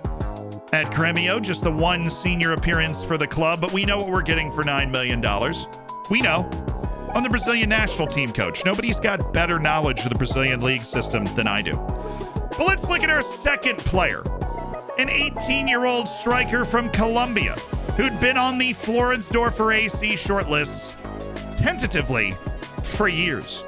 A player that was snapped up from America de Cali for $2.3 million. A player that, unlike Alessandro, has played 81 senior matches and scored 32 goals at the age of 18.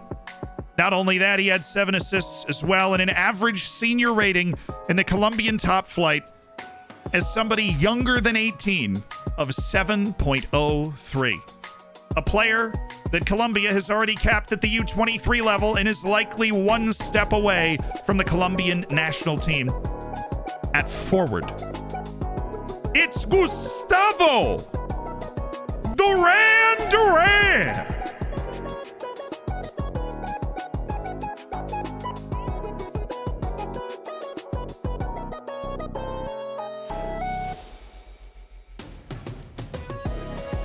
Very good player. Oop. Hey, cut the echo, okay? Cut the echo. Thank you. Cut the echo. Appreciate it. Well, somebody looks at this player like, oh, 2 leadership. Goodness.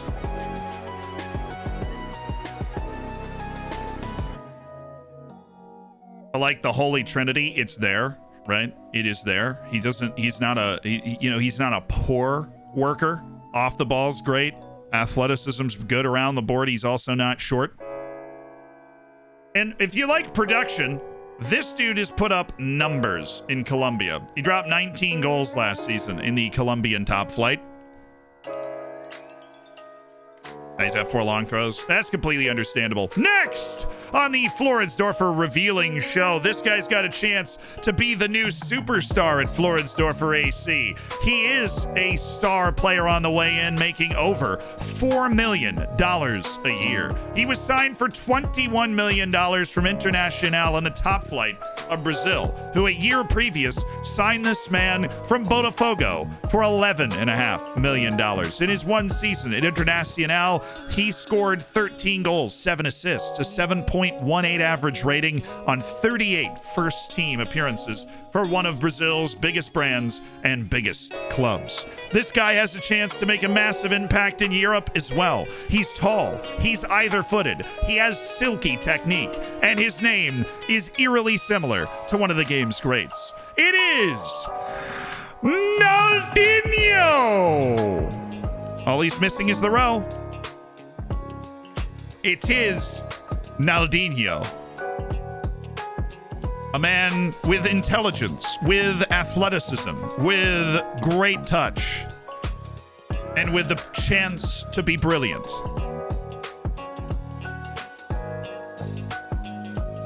He can take the free kicks. Yes, his corners are 12, but whatever. His penalties are still 9, though. We still don't have a good penalty taker. Just too good. Yeah, we're making pretty good signings. And just as a reference, we still have $84 million in the transfer budget. Should you see somebody that fits your fancy? Well, should you see somebody that fits your fancy? Already has he has 1 negative, right? He doesn't fit into the team chemistry, but that's okay.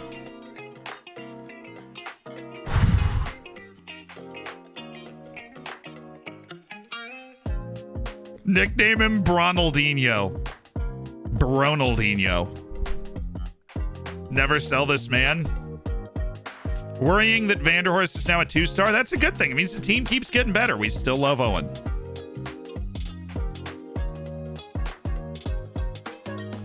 And your final player that has been brought in on January 1st, it is a polarizing signing. He is a ball-winning midfielder, or is he a center back, or is he a defensive-minded fullback? Well, that is a debate that you are going to have for yourself. He's been signed from Santos in the top flight of Brazil, where he played 20 games last season as an 18-year-old. The signing for $7.75 million. And unlike most other Brazilians, he does have multiple names. Well, they all have multiple names, but he goes by multiple names. He's fairly either-footed. He's an incredibly hard-working player with the determination and the ability to dispossess the opponent repeatedly. His name is Yuri Alberto! And apparently Yuri didn't get the memo on all of them having 5-star potential. Get in the bin! The bin, Yuri! The only one without 5-star potential? Are you kidding me?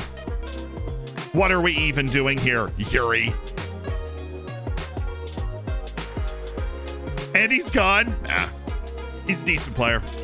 The either-footedness, the tackling, the very hard-working,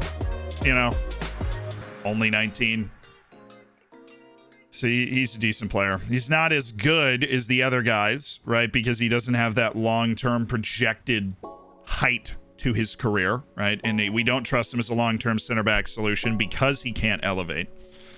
Which he knows, right? You just get a feeling that he knows. Just get a feeling that he knows. And we're going to work him as a box-to-box midfielder in training so he gets a good feel for it, and he needs to improve his, let's say, quickness for now. If he can just become a really good athlete that eats space and wins the ball, there's always a role for somebody like that in the team. Yuri Alberto is also going to go on the loan list. Prefer to stay at Floridsdorfer. I mean, I totally get it, right? But I'm going to move him up to the senior squad for now and see if we can find opportunities to rotate him in. If we can't, then we'll drop him down.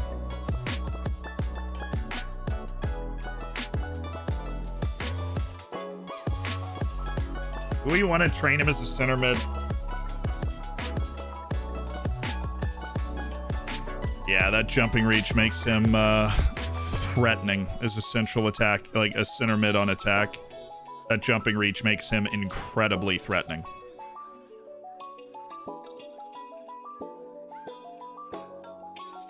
It's tough. That's a tough decision to take, but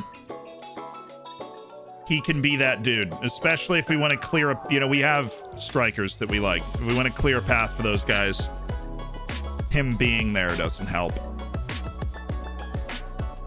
Let's work the quickness as well. Make the quickness absolutely devastating in Alessandro. They've put on the amateur team. I don't really, I don't see it. There's obvious quickness training that needs to happen, but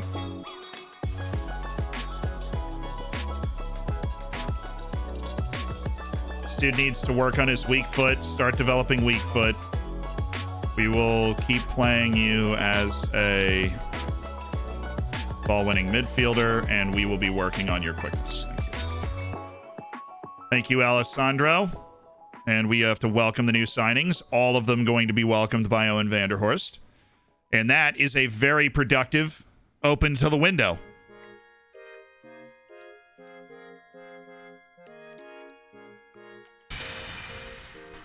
Four guys that we really, really like. Now let's see what offers we get. We already got 2 to start. Where are we going to improve our squad? No comment. Thank you for calling. I'm glad you wasted your time.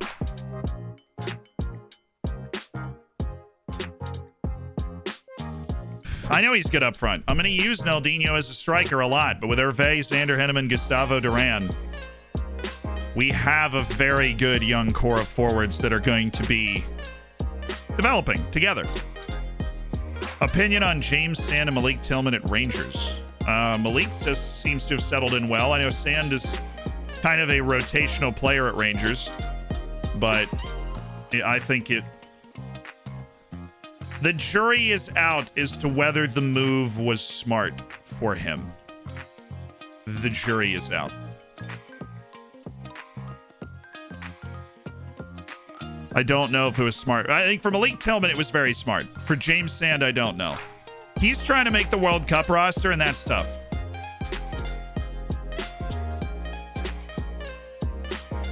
Vashrise, thank you for the 20 months. Thank you for doing it with the Twitch Prime. I appreciate you being a part of the Hammers. Enjoy your bacon. Enjoy the emotes. LB Danny, thank you for the 2 months. Boom. Only 18 to go to catch Vashrise, but you're getting it for free with the Twitch Prime, and that's what matters. Greetings from Portugal, Great Zealand. Hope you had a great weekend. I did. I hope you did too. I did have a great weekend. Spent yesterday watching college football. It's fantastic. Felt like a kid again. Bano, thank you for the Prime. Look at that. $15 of Jeff Bezos money. 1, 2, 3. Hey, and you've got bacon. You've got emotes. You're part of an elite online gaming community that you should properly investigate in the Discord if you haven't already. Poor Nebraska. Hey, I'm a Northwestern fan, so that works. It's a family school. I got a few people in my family that went to Northwestern. We got some offers. Oh, that's Boubacar Samari. Okay, that makes sense.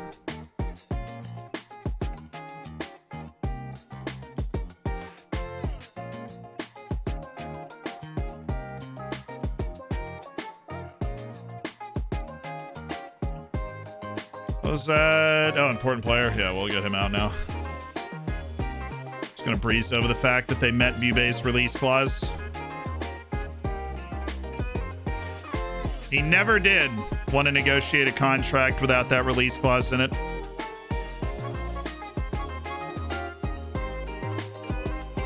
And thusly, he has been yeeted. Thusly, he has been yeeted. Okay. We prepared for this eventuality, chap. We prepared for this eventuality, and there's one preparation we've made. And that is the cultivation of Mark Aaron Wolf. So we can offer a new contract to be an important player, and he wants a release clause.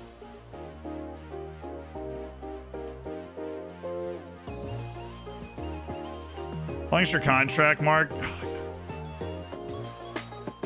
His contract actually has no release clauses right now, though, so...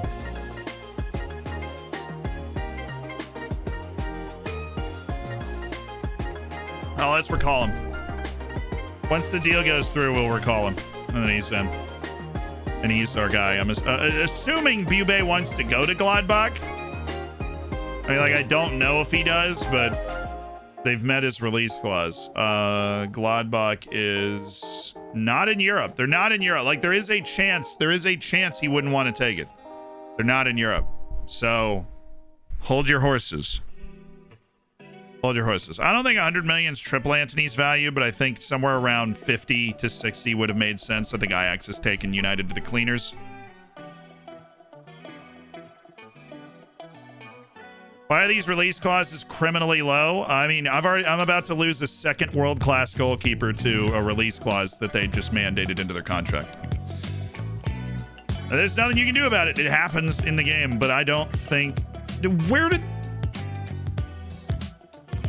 We just got an important player offer. I just wanted to see if I could get 100% on the contract. Like, why is this such an issue? Relevant speaks fluent German. Cool. Shout out to the Dutch for learning languages super well. Lucian Lichka, Halil Galushik. Gilishik. Fair enough. Trujillo wants an improved contract. Oh, dear. Oh, dear. Yes! Well, yeah, I can. Let me just make sure I can do it.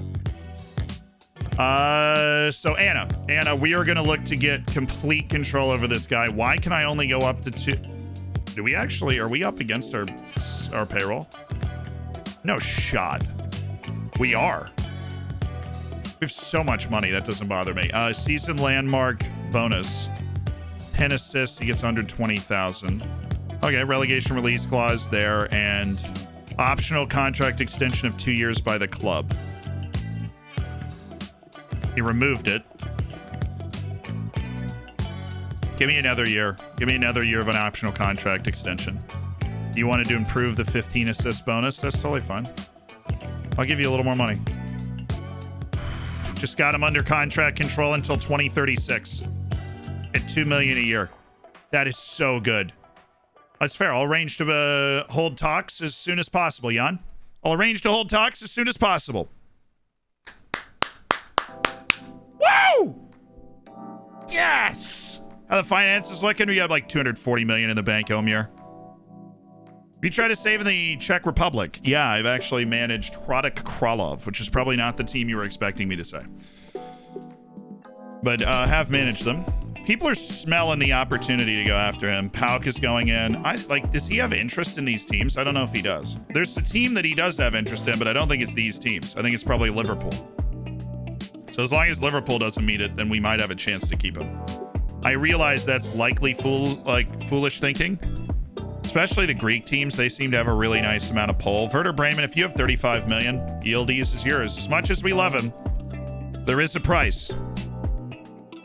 How much your highest paid player on? 9.5 million per year. That would be Max Dane. You ever talks were so soon they happen in the past? You ever considered a Turkey save? I have managed in Turkey. Won the Turkish league. 1 year. Won it so fast, I legitimately can't even remember who we managed. Fenerbahce. Took me a second. Former players participating in the Asian Cup are Kim Yun-kyu, Bobby Smith, Danny Ding, Widiatan Samipak. 2 players called. Portamasabi and Richardson are going to the Asian Cup. Great. Love it. What's your reaction hearing Vincenzo Montoya talk about signing Portamasabi? I'm willing to listen to anything he has to say. Let's see what asking price is Portamasabi okay with. 11's probably high. To be happy with 5 million. I would be happy with $5 million for a guy we signed for free, and it looks like Salzburg's interested. One of our backup players. Suits you right. The Africa Cup of Nations. All right, it's about to kick off on January 11th, which means all of these squads should be full, which means we're looking for Wonder Kids. And it doesn't look like Burkina Faso wants to play. Cameroon.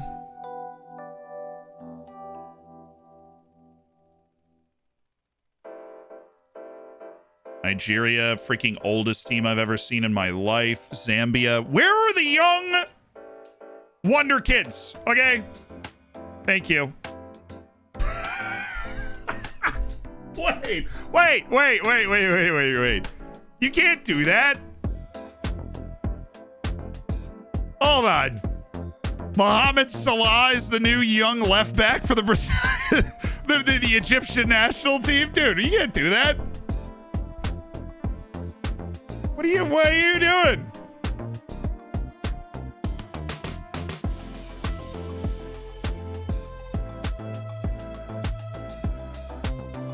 Does that actually work? Is Equatorial Guinea the next team? They're not. It's Gabon. Equatorial Guinea's not even here. There's another Egyptian guy, right? Was he made up? No, that's my player. That's why he's grayed out. What about Ahmed Afifi? We actually did scout. He's pretty good, but he's not like great. Gabon, your national team, please. Present them before me. Cedric Asale. He's a beefy lad. Thank you, Gabon. Morocco, you're up. You always have a chance. They're a little old, aren't they? Hamza Sakat from Rosenberg. Nice, not good enough. Togo? I'd be very surprised if there was a guy from Togo that we were like, yes! Dude, Chad is here again. They qualify for this stuff all the time. I don't know what they're up to, but Chad is here. And I really hope that they have a real player on their team this time. They do. Marco Martin. Right. Yeah, actually, as weird as that may seem, my brother had he had a professor in college who was white and was from Chad. So I don't know why that happens, but that is not the first time I've seen that. Or at least heard of that. Did they run out of Egyptian names? I mean, it's not the same, right? Like Mohammed Salah is spelled differently in real life than it is for that guy. But it's close. Mohamed Abid, I like seeing a 21-year-old striker for Algeria. He looks good.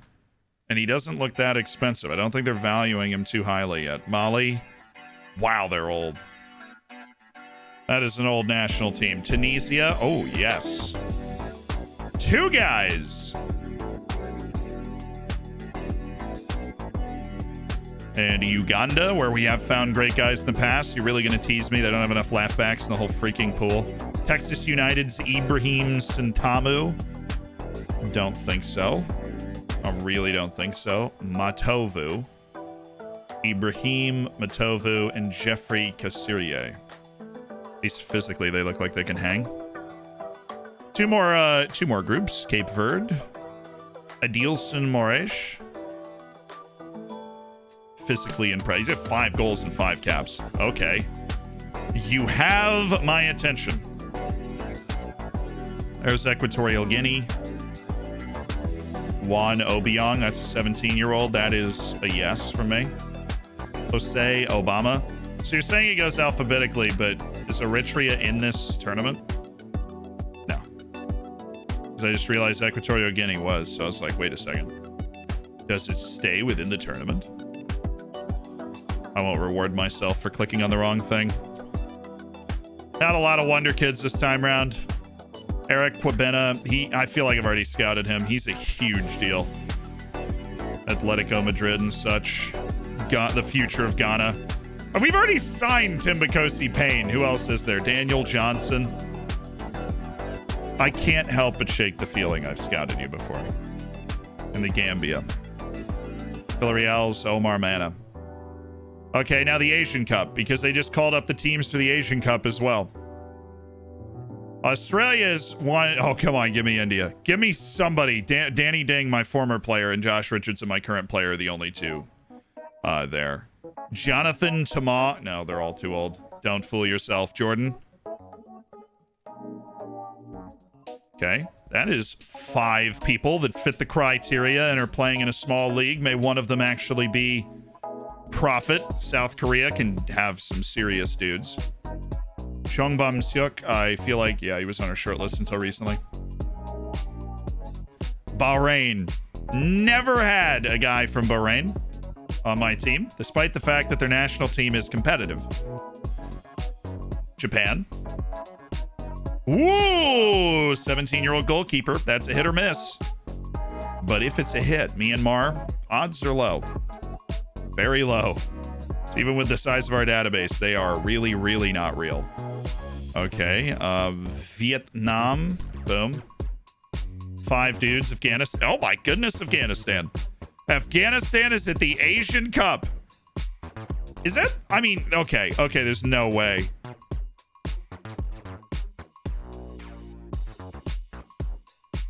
There's no way that they've made it before. Put me in, coach. Problems. Don't care what staff role. Oh, come on, Problems. You got to pick something. You've got to pick something. What do you think of Andre Almeida, the new player from Valencia? I don't know enough about him to form an opinion. Mohammed's the most common name in the world. Yeah, but it's spelled a bunch of different ways. Mohamed Pala. We're already going after this guy. I haven't even signed him. Have they ever made the Asian Cup before? Maybe way back in the day. I don't know. No. This is the first Asian Cup Afghanistan has ever made. And you know what? In 2031, Afghanistan playing the Asian Cup with Philippines, Syria, and UAE. It's not even a bad group. Like you wouldn't count them completely out. I mean, other than the fact that they are Afghanistan and that they've never made the tournament before. You wouldn't count them out. Syria is capable of producing wonder kids, so worth grabbing the 22-year-olds. And that dude's actually worth some cash. Sultan Al-Mazmi. Iran, absolutely capable of producing wonder kids. We already have Portamazabi on our team, but let's just check the rest of these lads. Davoud Mustafavi. Please and thank you. I've had an Iraqi wonder kid on my team before, but that is an older national team. Malaysia. Hello. Hello, Malaysia. Great work, Malaysia. Got what I would do for a Malaysian wonder kid. Qatar. I think I've scouted any of these guys. Big fan of Daniel. It's like undecided on what national team he'll represent. Dude is from Brazil. They're even up to their tricks in the game. Chinese players, even though none of them would be cheap. Indonesia, never had an Indonesian, but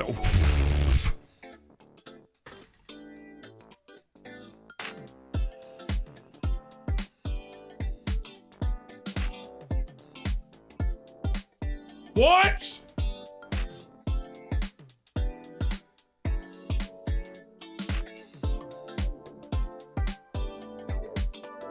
This dude is 16 and he is worth 34 to 54 million dollars. Ketut Setiawan, the Messi of Indonesia, through the Ajax Academy. Oh, yo, this is why we do what we do. Target list immediately. Whoa, and Ajax is another one, Wolf Tabuni, who's actually pretty good too. This is getting out of control. It's getting out of control, okay. Why is Kuwait's team not real? Seems like a pretty decent team for them to just not have a lot of players in the database, because we obviously have a very large database. We've got a full Indonesian national team, which is clearly paying dividends. Let's check out North Korea. That was never a good idea, but here we are anyways. Saudi Arabia. These guys would not be cheap when it comes to wage, but, you know, a good player is a good player. And we have money now. Singapore is here again, so apparently in Football Manager, they are just irrepressible, the Singapore national team. And Thailand, who is capable of producing a wonder kid here or there. And we will check out Fry Kuntot at Steinbeck. I can't get over that. I can't get over that this guy exists. He's so good. He doesn't look like a good athlete. But if you're 16 and your value is 34 to 54 million, you are objectively fantastic. A lot of sign this player redemptions coming through. Problems, can you at me in the chat with what staff role you would like, please?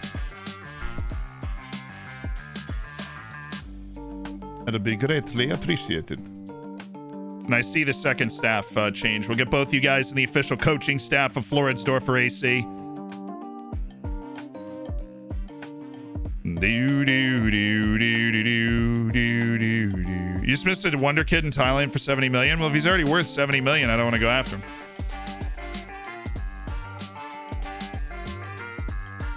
I suppose we can go look at him for fun, but... Kevin Perez, Aaron Wan-Bissaka, Boubacar Samurai. A new Floridsdorfer signings to be unveiled. Always the longest press conference we have.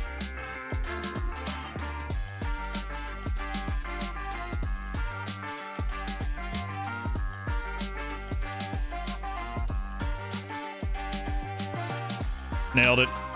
So you're saying there was a guy on the Thailand team that was like, that dude.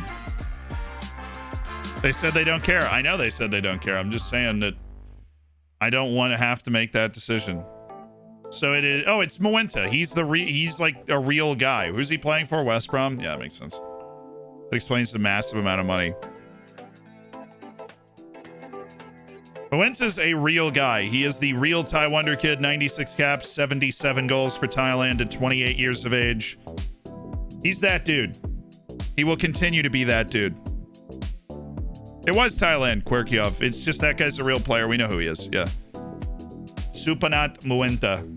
You can go grab him early on in your save, but he does move to Europe pretty quickly. Started playing FM and I'm having a problem. Just like your Oriental Dragon save, I have to sign Chinese players to Sintrense and Portugal. My scouts cannot go find Chinese players. The board blocks every transfer I do. What do you suggest? Looking for free Chinese players. You have to look for Chinese players who are at the end of their contract, and then you invite them on a trial. And you need to sign Chinese players to offset other signings to allow you to make those other signings, right? Because they won't allow you, as you've found out, to make other signings unless you sign your quota of Chinese players. So you need to find the best Chinese free agents you can, because you're right, you can't scout China. So you just need the best Chinese free agents out there. So Chinese, like, player release day is your Christmas. It is your happiest holiday. SETI. It's almost like Z had first-hand experience in this exact scenario. I did. We lived in that exact scenario. Sander. Club form should keep him in the squad. Well, I would agree with that. Nemanja Matika.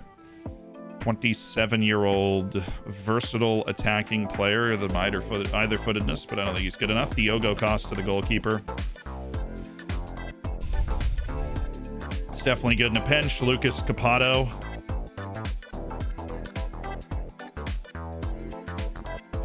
A 26-year-old forward from Germany. He's got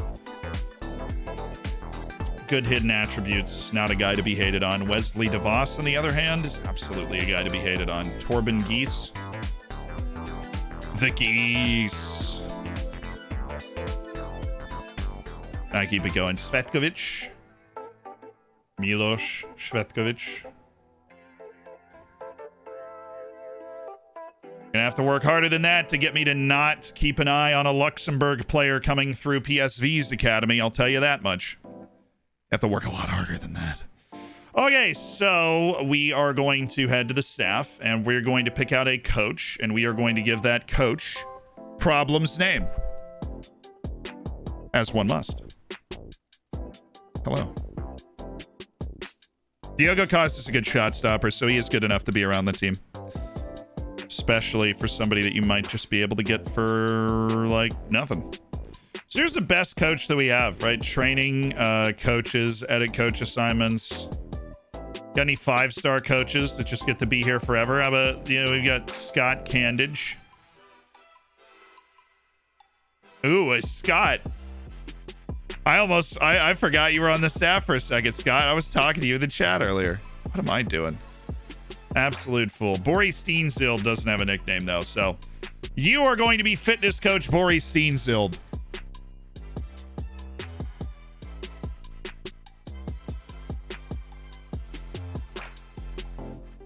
Problems. You are a tremendous fitness coach that is bona fide 5-star, and thank you so much for existing. We also are doing a lookup for Anders Hartveit Arista for Cyber Panic. Yes, Olympiacos. So he's part of this Olympiacos revival they've had. 9 caps and a goal at 25.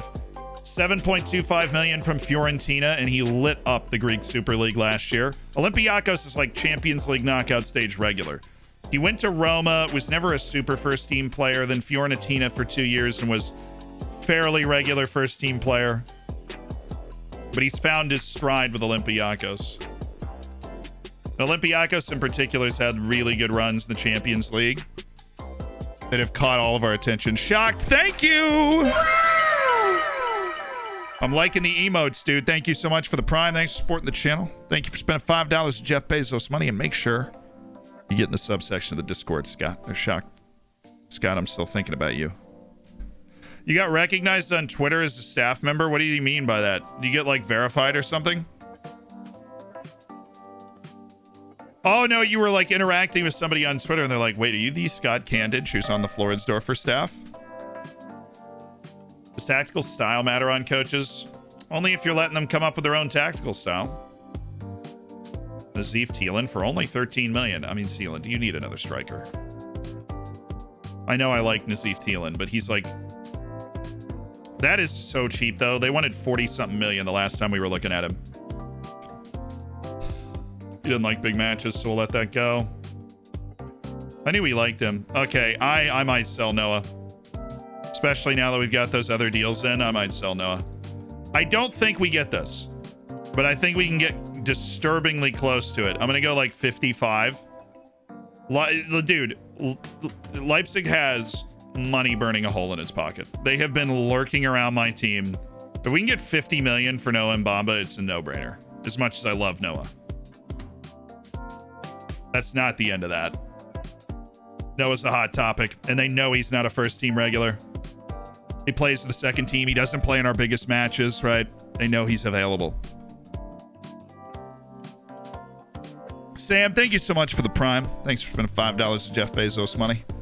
Welcome to an elite online gaming community.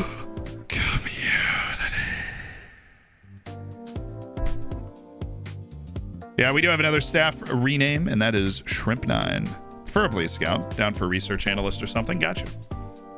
Yeah, I was going to do it. Just getting forward a little bit. But I got it. We're on top of redemptions today. No man left behind. Yusuf Fufana. Okay. So I think we do actually have scouts available because we've added a few scouts to the staff recently. So you could be the person to unearth the next Wonder Kid. Are you Ayal, the assistant manager for the Dorfers? Oh my goodness. I think you have a fan. It's locked as a full week of rest. Whatever.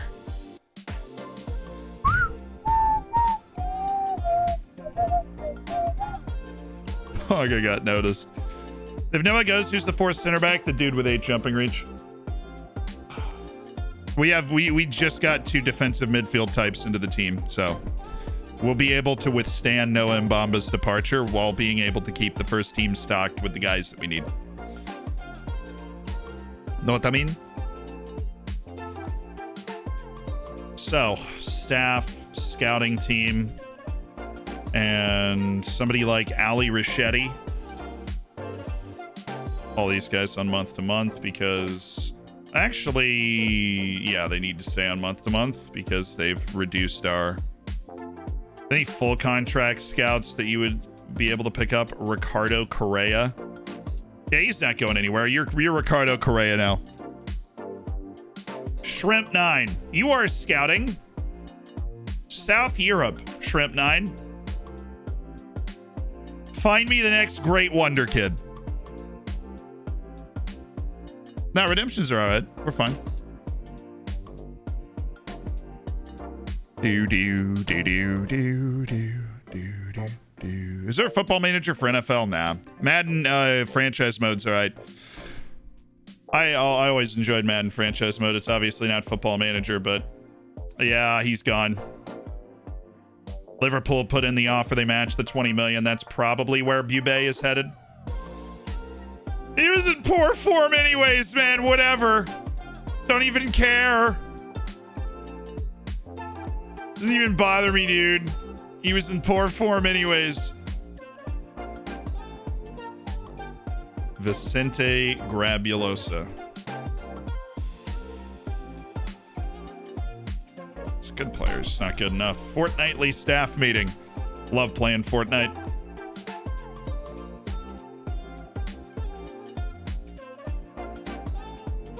Try to develop Duran's weaker foot. Yeah, it was a week. I know.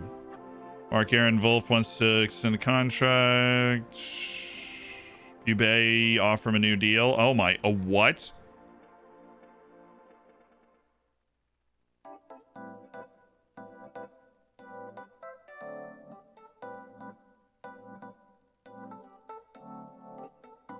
I'm not going to be able to get anywhere near that. I mean, he does, like, if it got rid of his release clause, I'd be banging my head against a wall right now. But it doesn't. And, like, that's the best we can do. That is the highest we can do.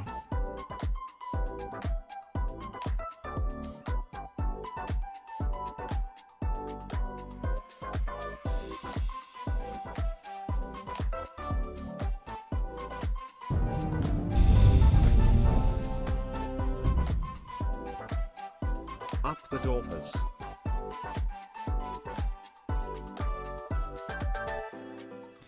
I doubt I'm able to swing this, but maybe we are. Maybe we are, because I think all of us acknowledge he's worth a lot more money than he shows right here.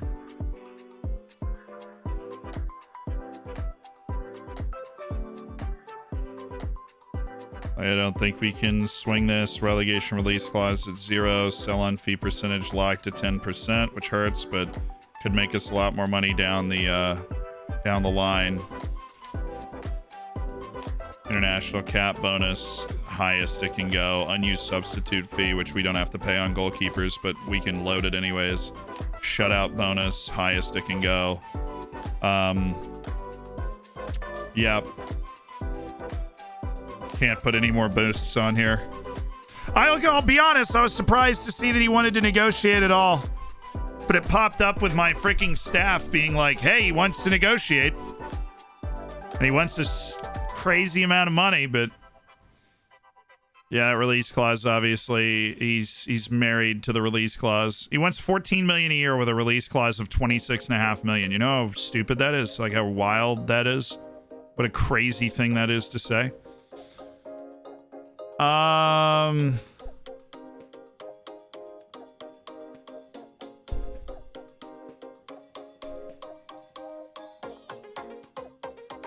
And then the whole thing's non-negotiable. Did the best that we could. Did the best that we could. This release clause, this stupid... He doesn't have a release clause in his contract right now. So I'm not worried. So unhappy about the lack of playing time. Absolutely recall Jefferson Castillo. Good call, good call. Thank you, staff.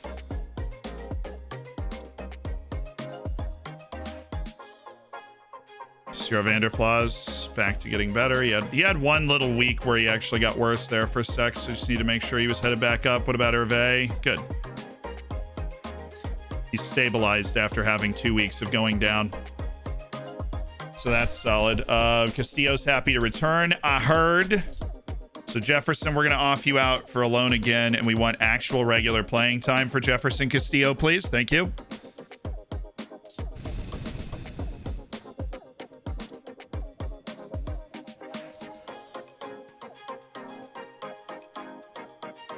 The per annum master race is here. Yeah, I've played on per annum my whole life. Every video I've ever made is in per annum as well. So if you are here, you've been fooled by a per annum master race person. Almost 2 years in the hammers. Let's Dorf. Watch it. What did he agree to? He took the deal. Shut up. He took the deal at Crystal Palace. We're going to lose money on him. Reject his... Honestly, they might reject his work permit. That is totally possible. He does not play for the Colombian national team, and that would be hilarious. Really? You didn't even mention Crystal Palace in your little line across the top there. I thought we were good. I thought you didn't even want to go there. Talking about Quintero. He's accepted the deal to go to Crystal Palace instead of taking the millions of dollars to help the club and going to, you know, an equally competent team. I don't know why he would wish ill upon his brethren as such. Maybe it's because he doesn't like me specifically. Honestly, that's what it's starting to feel like. I feel like I'm being targeted. We only spent 2 million on Quintero, so it's not like we're going to lose a lot of money, but it's still annoying to lose out on a deal when we made generally the right deals. Should just offered him out earlier. I don't know what I was doing. The moment he went on to the transfer list, I should have just offered him out. No. New Zealand, he stays. The dribbling is a concern. Maxi is gone. Uriel Celli is a tremendous player. I'll never be caught saying otherwise. Andre Lunin, compared to the other goalkeepers we're looking at now, is a no. Like that guy. Borja Mayoral. Leon King. A lot of these guys are no. He doesn't like big matches. Injury prone. Aaron Hickey. Well, his career's not gone the way that he hoped.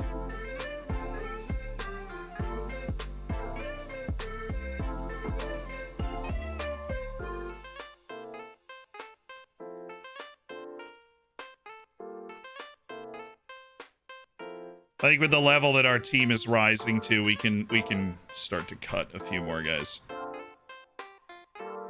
Maybe made it through the last round of cuts. Patrick Berg at 33 years of age. Irving Lozano. I mean, he has 14 natural fitness. There's simply no way he hangs on. There is simply no way. Oh, how the mighty have fallen. Willem Goebbels used to be that world-class guy.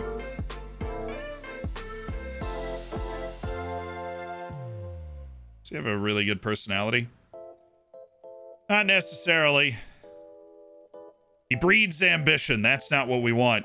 That's not what we want from our team. We don't want ambition. We want tame, loyal individuals. Stabbed in the back. You're just kicking me on the way out the door, isn't he? Dino Piero, thank you for the 3 months up the Dorfers. Absolutely. Thank you so much for doing it with Prime as well. Prejudice, thank you for the tier 1 for 23 months. Almost 2 years in the Hammers. Let's go, dude. That's a long time. That's a long time in the Hammers.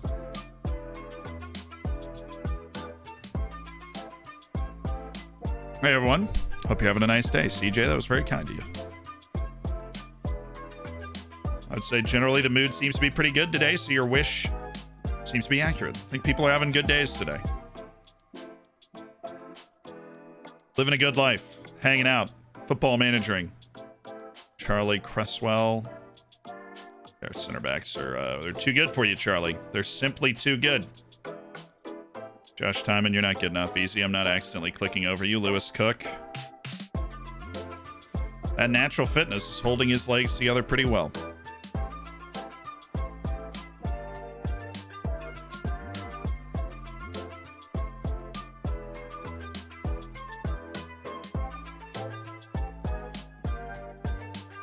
Andreas Paulsen. 18 long throws. This guy's staying on my short list all day and twice on Sunday. Mohamed Rahania. Love a Syrian Wonder Kid. Marcus Paulo. He's only low because the incredible amount of money it would take to sign him right now. Let's say Sandra. Lack of versatility is wild. The 1 foot dominance is wild. Player's okay. Player's good, and you are also good. Benjamin Oshigovich, finally a no. Belmonte, yeah, it's a no. Gonna have a good career at Red Star, though. Longer he stays there. We've already signed Paulo Enrique. Before you jump over the banister to tell me that guy is a must sign. We've already signed him. May the posts send our shots in and theirs out. Just seen you're going to EGX. Look forward to seeing you there. Yeah, we'll be on there's a football manager panel at EGX, so I will be there. That'll be fun. It's going to be Jack and Lelujo and Nerdphonic, who is recovering from a surgery, but sounds like it's going really well, and it'll be awesome to see him there. Derpus, so thank you for the 5. Down with Salzburg at once. Ha! Thank God there is the live channel on, otherwise I'd not be able to keep up with the save. Even on the weekend I'm not able to watch a stream. So much work lately. That's all good, dude. It's all good. That's what the live channel is for. It's so that people can keep up with it. And I promise you this. We are, one's coming out. Trujillo's happy with his new contract, which is great. But one is coming out in the live channel consistently now. That's what we're headed for. That's what we're headed towards. I'm going to get the money that I'm asking for from Noah and Bombo, okay? Rising Stag, thank you for the 17 months. It's big time. Thank you for the tier 1. Appreciate it. And that is, you're putting in a shift. That Diamond Bacon's not so far away. You're yoing up a storm. What's EGX? I don't know. I have no idea. It's a convention. I'm new to this space. I have no idea. It's the, European Gaming Expo, I think. Hey, Daza, thank you for the 20. Oh, we're going off. Yo. Daza dropped 25 months. Good evening. Good evening. LaFergia dropped 5. Oh, Gary's going to work out today. Gary's going to get a workout today, and you know what? Well done. Gary needs a workout. Oh, we're starting to get the Asian Cup guys. Sultan Almazmi is actually pretty good. See if he comes into the higher part of that. Hugo Brugelmans and Egots Murcio. Way too far to cover. I think it's the European Gaming Expo, though. And then, of course, Gary, this one's for Robo FM, who also dropped 5 gifted subs. Told you Gary was getting a workout. LaFergia, thank you for making 5 People's Days. Thank you to Rob for making 5 People's Days. For now, but a few subs on my way out. Oh, well, thanks. Thank you, LaFergia. Thank you for 29 months. I mean, that's pretty big right there. 29 months in a tier 2. And have a great rest of your evening. Mr. Watkins Wang, thank you so much for 2. I appreciate it. Thanks for the prime. Prejudice of the 5 gifted. Gary, what do we think? Gary, what do we think? In your professional opinion, Gary, how do we feel about 5 gifted subs from Prejudice? Welcome to Amanvo, Breezes, Sweet Blues, and Leo Jordan. Make sure to say thank you. You caught a gifted sub from any of those people. Make sure to say thank you. From LaFergia, from Robbo, from Prejudice. Thank you all you guys for making some people's days. Giving them an opportunity to throw that bacon around, get in the subsection of the Discord, do all that fun stuff.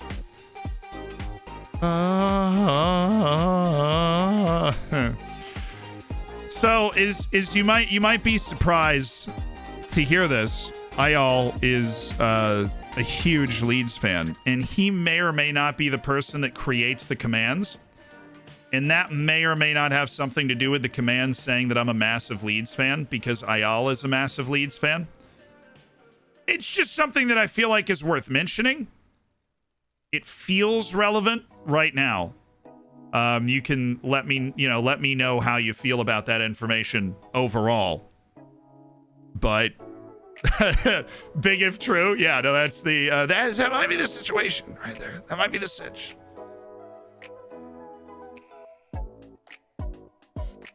Leeds do have a good start. I mean, Leeds, Brighton, good start to the season. Arsenal, obviously, bit of a nervy one with Fulham, but good starts to the season nonetheless. Robbo gifted 5 subs and now in chat for the first time. I have started to save with Watford. Decent keeper is first choice, but Pontus Jansson with Johansson with 3-star, 4 to 5-star potential. Reserve of 23 years old with reports I trust. Do I play him from the start, or the goalkeeper is good right now and loan him out?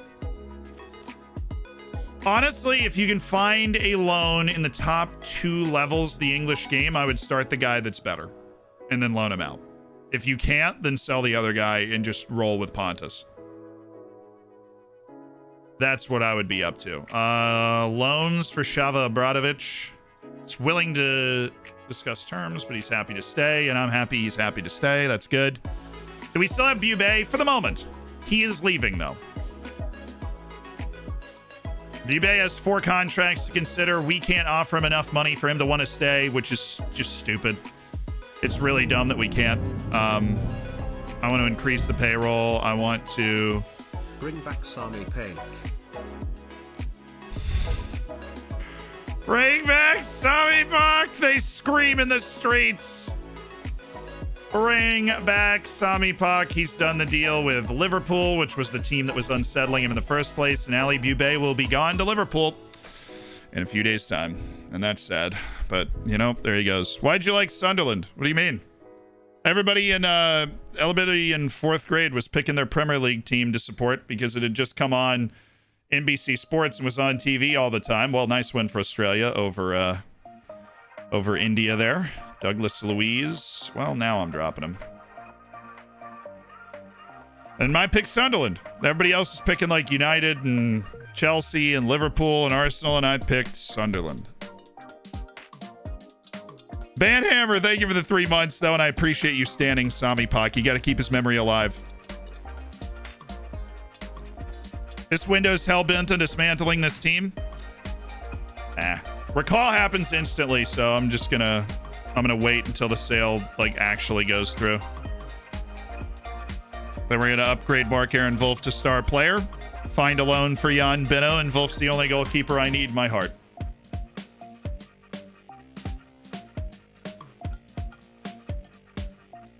Yo, Quintero might not. I mean, I can't offer him out. But he might not get that work permit. It is possible. That would be so awesome. Is there other teams willing to pay money for him? Because of Lyndon? No, it wasn't because of Lyndon Gooch. I was in 4th grade. That was a long time ago. It was because they like always survived. You know, all I knew about the story was that, Mohamed Salah's not good enough. I don't care. I don't care. I'm scouting him anyways. How is this striker not? I mean, okay, he's pretty good, but I get it. Borhani Rabai from Tunisia is actually not bad. Basim Jebri. Positioning's impressive for a 19-year-old, that's for sure. He's an F. Well, Uganda didn't really bring the heat. Adilson Moraes, who is on loan from Sporting, but he is actually cheap anyways. I mean, he's bagged so many goals to the national team. I am curious. Jose Obama out here doing his thing. He's definitely worthy of being in the team. There's Eric Quibena, who we've already known about. Omar Mane, already known about. Bajid Al-Shakran. Worth it. Fadi El-Sheikh. Taking a look. Our Asian Cup scouting might just produce one person we want to sign. Bahrain. Nobody it is, again, for Bahrain. Shoma Kasai, the Japanese keeper. Could be good. Will 6 months. Nguyen Vuet Chong, I believe.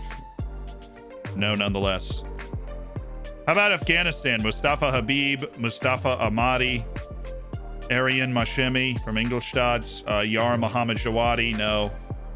Still proud of Afghanistan for making the Asian Cup, though. That's so freaking cool. Rakala finally moved. Why?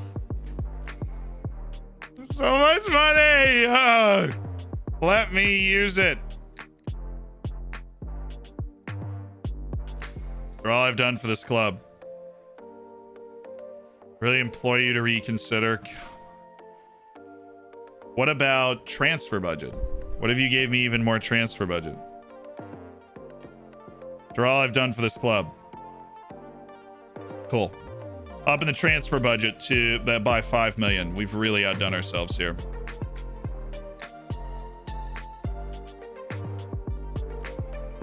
You've earned the right with the profit we've made at the club up to 100%. Again, let's see if it stays there. I really hope our transfer revenue retention stays there with rumors circulating you've been handed a larger budget. Can't complain at all. Plenty of positives. You know, I'll take the extra $5 million, the increased transfer revenue retention, and we'll just keep doing our thing. Getting that win! Thank you for the 6 months. I appreciate the prime. And congratulations on your silver bacon. That's a big moment. Falauka, thank you for the 14 months. I see you. And Rabba with the gifted sub to Gillo. Welcome to the Hammers, Gillo. That's awesome. Your board hates you? No, they secretly love me and they know it. This guy's moving. And that's a shame. He's got 9 caps for Germany and he's moving for 14 million and I cannot justify signing him. Let me say that sentence back to myself again. This guy has 9 caps for Germany at 24 and he's moving for $13 million. But it's because he hasn't played at Bayern. I'm not wrong in this assumption that he's a step short of world class. He's impressively tall, right? He's 6'6". The jumping reach at 18 backs it up. Balanced, works hard. Technically proficient, but like, he's a gadget. He's a gadget player. I am going to explore it. I'm going to explore it. We're going to put the money on the table, and I'm going to see what they want. You guys are so creative.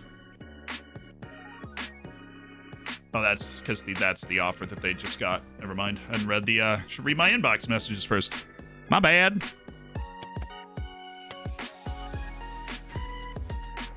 Hey, thanks for saying thanks, Gilla.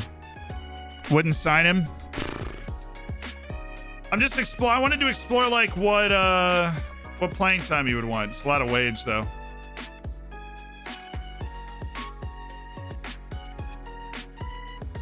We're already tilted all the way into the payroll budget. We're waiting on the world to change. Keep on waiting on the world to change. Get rid of all those and just keep him squad. Okay. He's unlikely to want to negotiate. He wants a 3-year deal, 2-year deal. What do you want from me? Very weird. Relegation release clause, goal bonus, appearance fee. Fine. Okay, I can't do that appearance fee, so drop it, or else this isn't really gonna work out. You know what I'm saying, Agent? You know what I'm saying.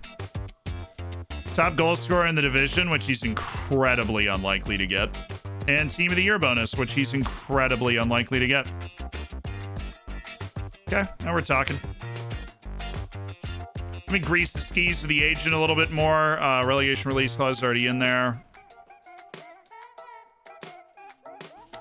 The international cap bonus. I don't think he's going to get too many of those while he's here either, but we'll throw it up to not unused substitute fee. That's 27. This is 47. Okay, that's the deal. That's the deal. And goal bonus is 30. I'm going to throw an assist bonus in there as well and make that 30. And we're gonna lock. I thought so. Nazif Thielen. I thought so.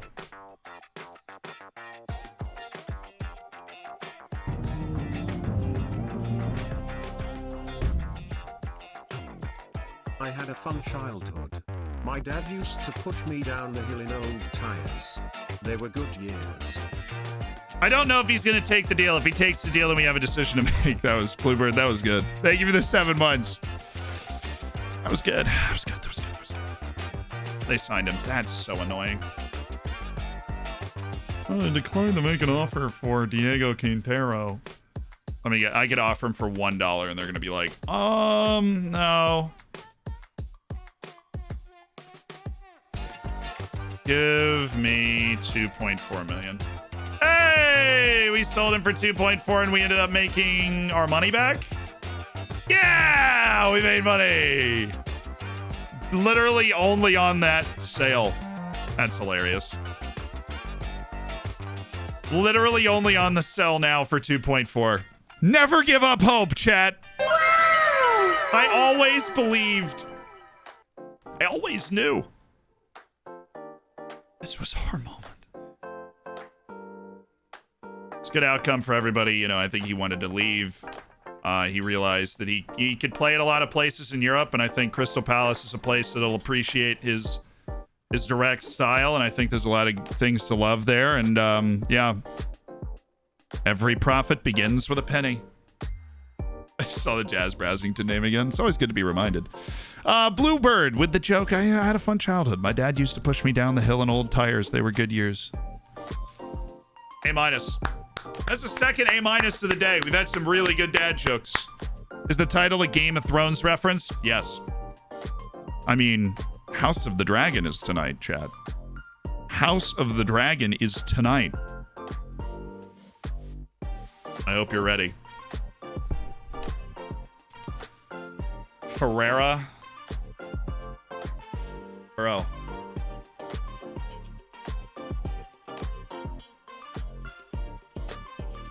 I always like Ferreira. I'm actually not going to drop it. Nazif Thielen accepted the offer from Wolfsburg.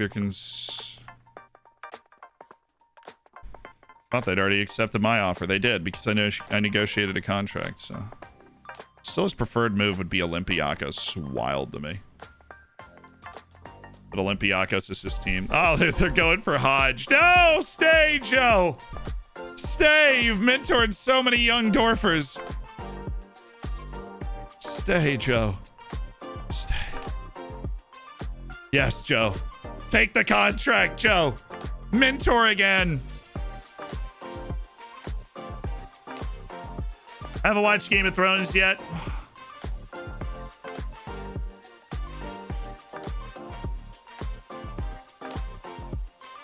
When did we promise to play this guy as a ball-playing defender again?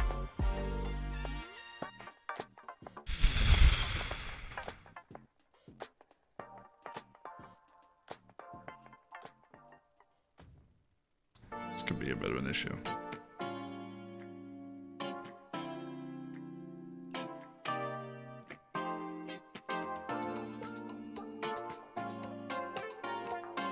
I have to take that. I don't think there's any way for me to get around that. We don't have a lot of history together. Joe Hodge, he's here for mentoring purposes only. That's the only reason he's here. Gonna do more weekend streams as a one-time thing. So I'm moving this week, so I wanted to make sure that we got an extra stream in. Wade Vanderhorst is leaving? No, he's not on the transfer list. But if somebody gave me $45 million, then yeah, we would think about it. We would think about it.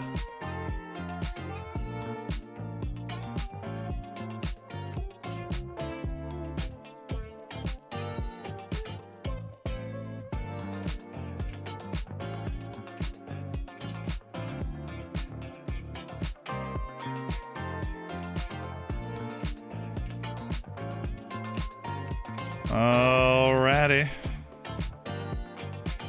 Training schedules are up, and we are back from our little winter break to hit some preseason training.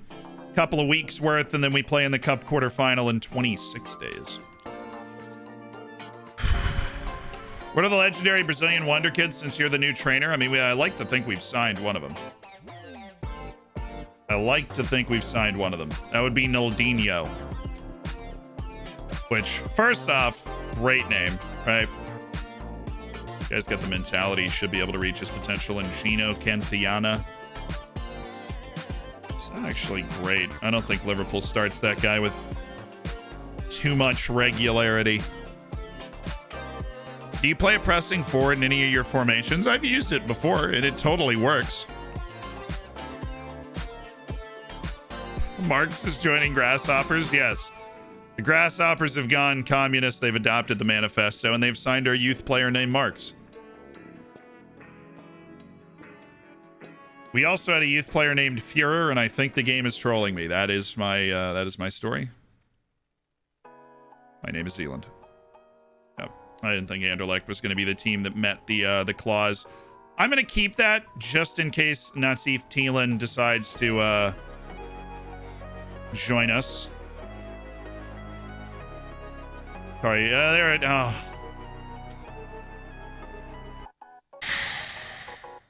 Why is my revenue retention back at 60%? You broken game.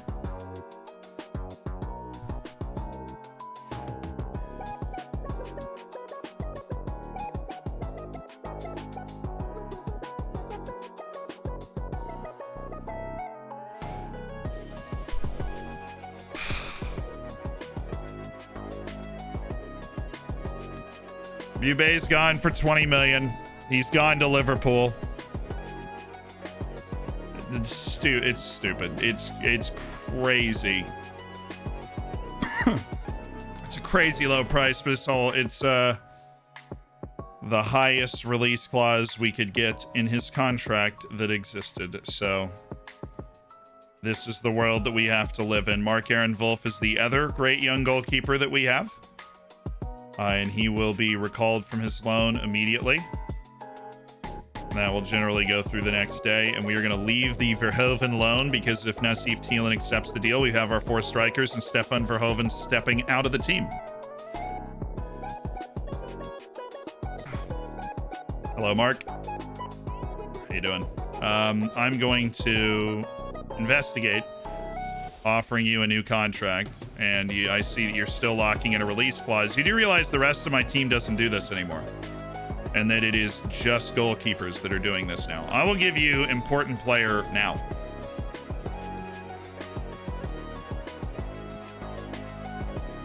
Yeah, we don't like losing Bubay for 20 million, obviously, but he's proven himself capable, and we want Mark-Aaron Wolf to be our goalkeeper moving forward. There's a reason we've cultivated all these great young keepers, and on we go. Oh, Bubay was so good, yes, but Mark-Aaron Wolf is also very good. And so now we must live in the Mark-Aaron Wolf era. We must. There is no other option. And it's okay, because the reason that we kept Bubay and loaned out Wolf initially is because Wolf had more potential, and we wanted to make sure that he got the playing time to to use that, and Bubé was just slightly better than him. And Bubé kind of won the job, so he sat on it for a little bit. Australia dropping points to South Korea. What are you doing?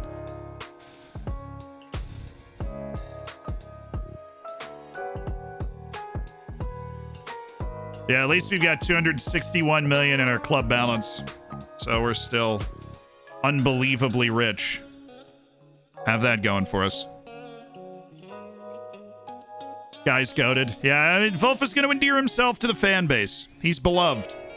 He's going to endear himself to the fan base. If I have an 85 million budget this year and next year says 42 million, should I spend the whole 85? No. That's minimum guaranteed, Lulu. That is not like your, you know, this isn't like FIFA, right? The financial health of your club directly impacts what your transfer budget's going to be. So if you spend that amount of money, then you are, oh goodness. Well, it's a good thing we've got Dieste under a 4-year contract now because he's about to get mad. BK Hecken want an optional future fee included in Zimmerman's loan. That optional future fee is going to be higher than that. Thanks. Percent profit, don't care. 4.5 million for Zimmerman if you do that. I said 4.5. I said 4.1. I said 4.1. You can't just not negotiate it. Okay, yeah, screw you. I didn't like you anyways.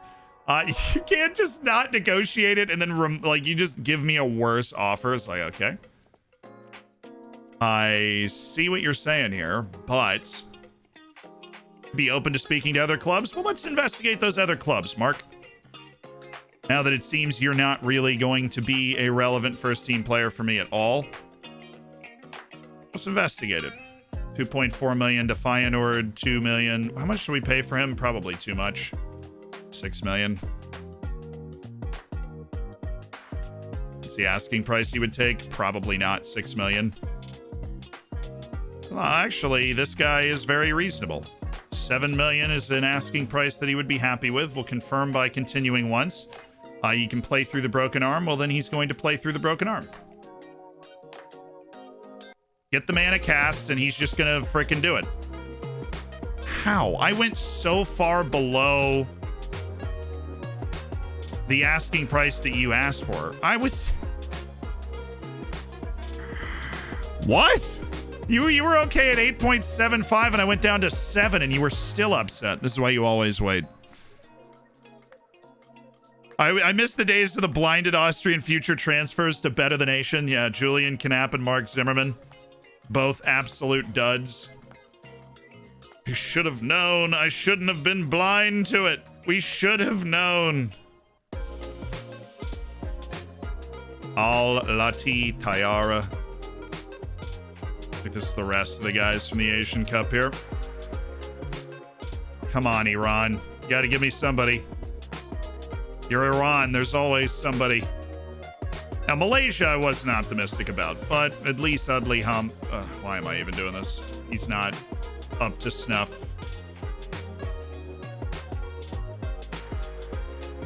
No, Ahmed Mohammed, no. Saud Al-Mahanadi. Qatar's over here with a couple of guys. Abdulaziz Al-Mula, no. And then, okay. Okay, he's available for free. Han Jihuan. Yeah. Okay. Okay. I see it. And then Hebs Zhu Min Shen. Very strong, dude.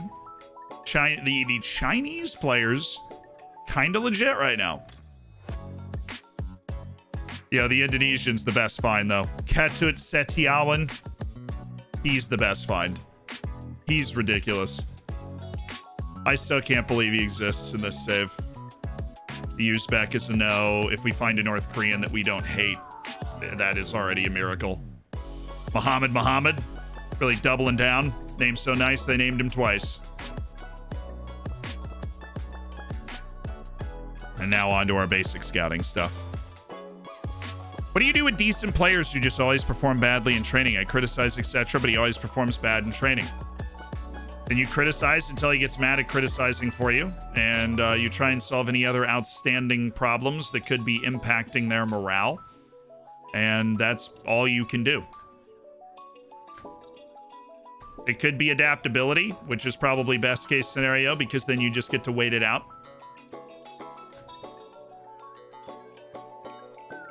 And you wait it out, and eventually, because of the adaptability issues, they become adapted.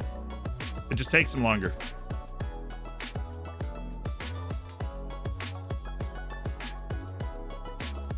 How'd the Belgian guy turn out? I actually don't remember the quote-unquote Belgian guy. Sorry. Rafael Luiz in the group of the youngest players in the game that are real. Mario Merden, you are no more on my short list. Thanks for playing. Both my strikers have a jumping reach of 6 and 8. Am I best doing lower whipped crosses? Yes. Especially if they're quick and good off the ball, then low crosses are great because then they whip the ball low and it's whoever can react, you know, agility, balance, off the ball movement, whoever can get there first. Yeah, try with me, Han Shikwan. Please do. Only guy I really want to sell in this window is Noah Mbamba. Just because I feel like there are teams, like if Leipzig comes back in for Mbamba, we'll negotiate. I would take anything above 40. I don't know. He's the guy that we can remove from the team and it wouldn't cost us anything.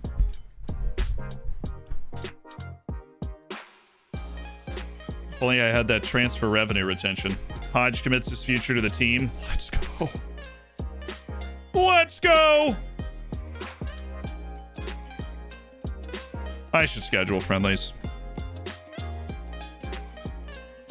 It's stupid of me not to. Oh, we're not done scouting the Asian Cup yet, apparently. Sultan Al-Mamzi. Yeah. Hugo Brugelmans. It's fine. Daniel Williams. Ariel Betty. Beloved center back.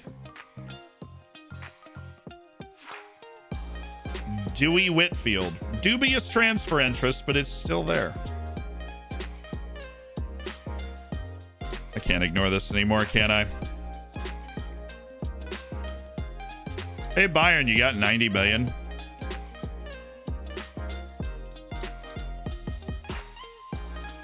I'm just gonna reject it. Because I don't want to deal with the why did you price me out of a move to Bayern? He was extremely interested, so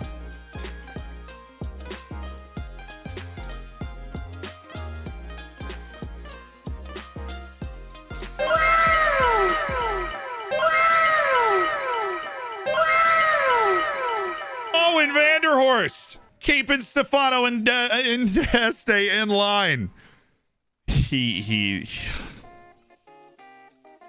my boy, you know, he's my boy. Vanderhorst, my boy. He's doing it. I didn't schedule the friendlies because we got distracted by Deste, but Deste doesn't want to go to Bayern anymore. Thanks, Owen. How do you beat Bayern? I mean, there's always an element of luck to it, right? But beating Bayern is no different than beating any other great team. You got to get to the Wonder Kids before they do and build a core of a team. Make sure that your tactic counters well. And that's essentially it. Nelson Parado playing in a weak role. Dude. Sander Hinneman's only wanted by Zenit. Noah Mbamba is wanted by PSG. So I'm going to explore what he would consider a ridiculous asking price. Say when. Okay, yeah, we're not setting an asking price. Cancel. You want to discard your changes? Yes. Can I offer him out without him getting mad? He'd be very interested in speaking to other clubs. That's interesting. There would be interest shown in him from elsewhere. Okay. Well, this is all working out rather swimmingly then. We'll offer him out. He doesn't like the asking prices that we would want, right? But he's still got it going on. And you are not available for loan anymore. You are a part of our team, Mark Aaron Wolf. And all we understand, you have no release clause in your contract that goes the next 2 years. So if we could create a contract that doesn't have that release clause in it, which is a shame.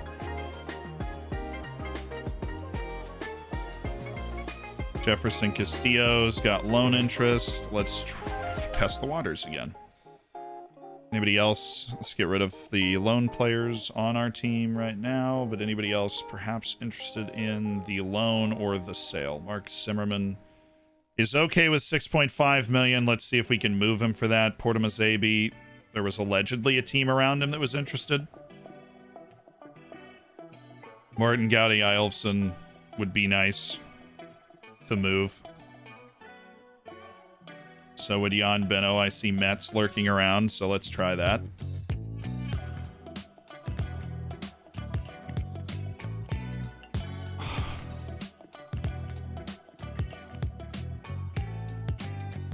Dude, this game just is a little borked. Like, it just has these things in it that don't make sense. And this is what's happening with Zimmerman right now is one of them. Pleased, PSG have submitted an offer for consideration. We will be rejecting all of those offers. I don't think you'll get mad if they turn it down. So what happened here is we agreed on an asking price, right? I literally had him come to me and he agreed on an asking price of 6.5 million. In the time from that message to now, he now does not believe that that asking price is representative of his value anymore. And as such, he has decided that he will now get mad again and that I have mistreated him again. Even though we just agreed to an asking price, he will now accept an asking price of 4.5 million. So I will go to Zimmerman and I will remove the asking price, like so. And I will talk to him and I will say, I'll move you as soon as I can. And he hands his transfer request, and that's fun, isn't it?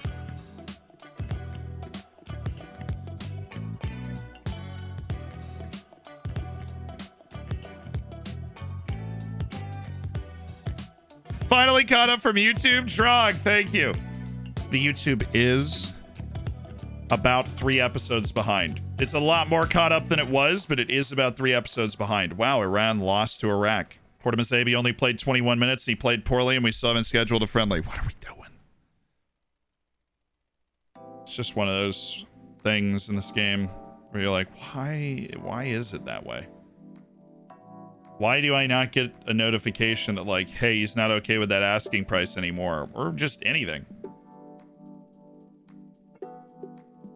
Saturday.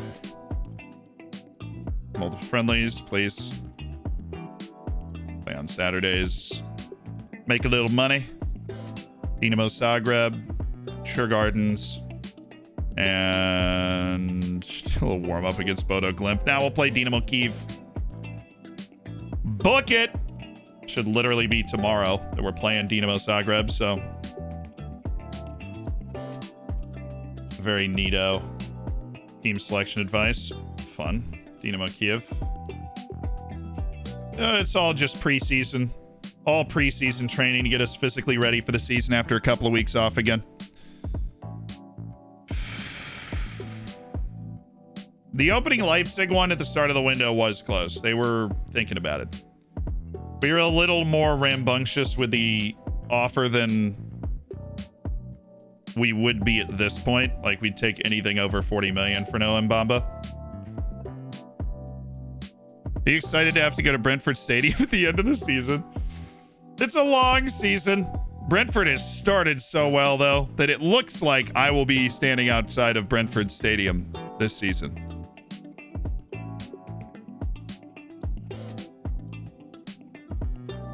There are worse places to go, right? There are worse places to go. An offer him out unspecified. He's very interested in leaving. Hugo Nascimento finally has an offer from a club. You knew it was going to arrive from somewhere. I just didn't know from where. Ryan Stevens, that potential's crazy. Your age is a problem. Mohamed Salah, I will continue to scout you. I am not deterred. I know who you really are. You can't fool me! I know who you are! Majid Al-Shakran. Yeah, I think. Asian Cup, unsurprisingly, producing maybe 2 or 3 players that we can continue to pursue. Lucas Torreira is interested in move away from the club. Henneman has been denied, but Vanderhorst might not be. Owen, don't like that. Don't like that at all. That's the first time we've seen that from you in a long time, Owen. I mean, what is his playing time? He's not getting it. Oh my goodness, Owen is unstoppable. Owen is quite literally unstoppable. He did it again.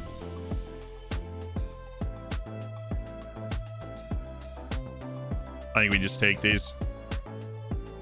I don't think we're going to get much better than that for Mark Zimmerman. We shouldn't get much better than that for Mark Zimmerman, and we're just going to cut our loss and get him off the team. There is not the value in Marky Mark. There just isn't.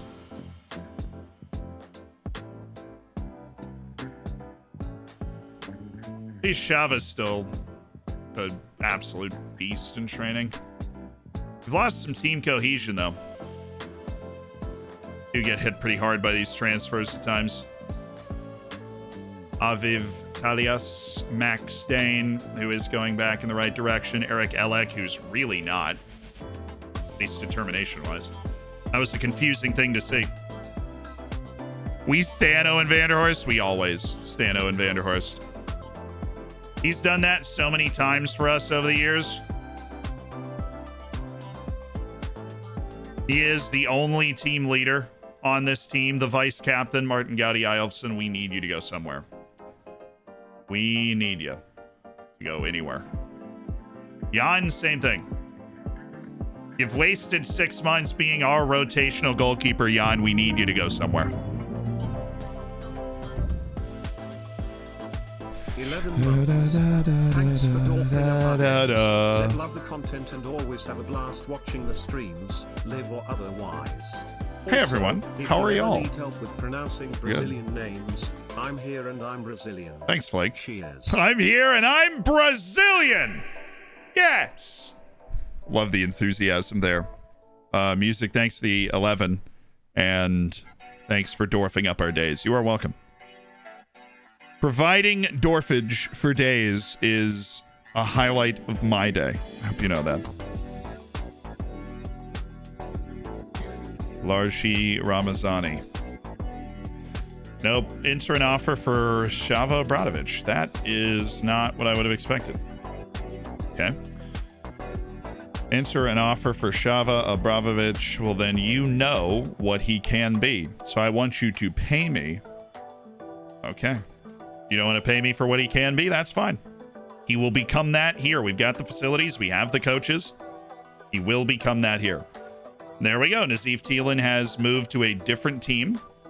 So we'll keep an eye on him while he continues his career at Wolfsburg. And Stefan Verhoeven will not be going on loan. Deal done. Thank you, Schuber. The dwarfage that is provided is of supreme quality. Supreme.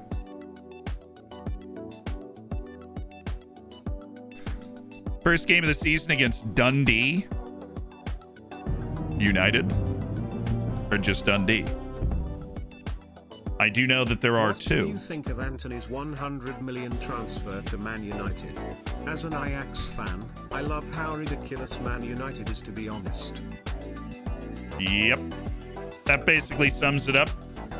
You don't need any other take from me. I laughed at it at the beginning of the stream. I'd laugh at it later. It's just... It's the thing that gets lost in it is I think Anthony's a good player, right? But 100 million is a lot of money.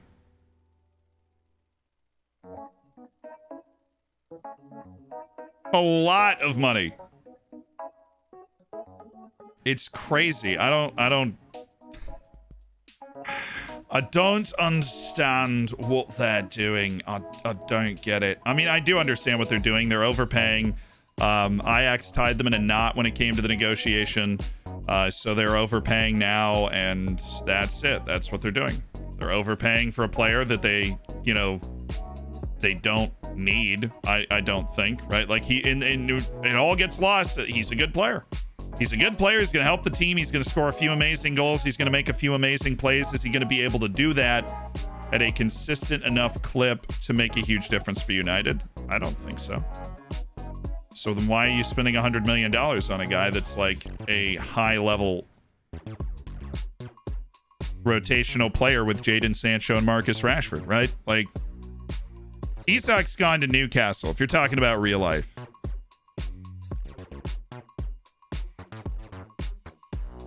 But I mean, it's the same United that bought Donny van de Beek for like 50 million and then he just sat there. And you're like, well, it's like you just haven't thought this through. There's plenty of money going around. Not a lot of thinking going around. I don't think.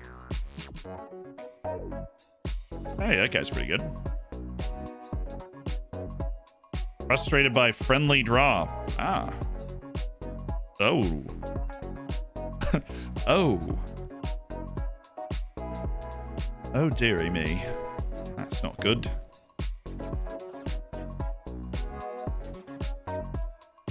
Hello, Sid on C Club of Era. You have found Sylvan at Corinthians.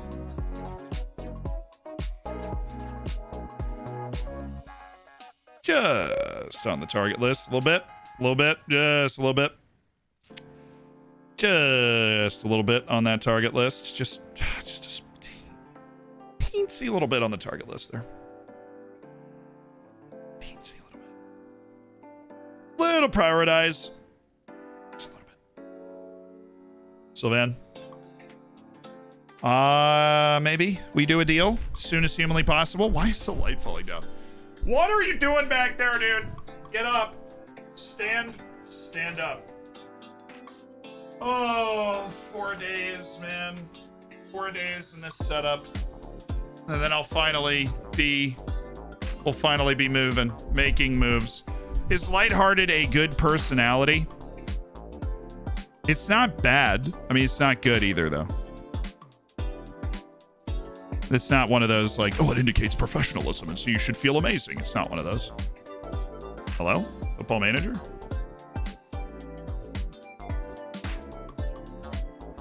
Okay, that was weird. I hit space and nothing happened for a little bit.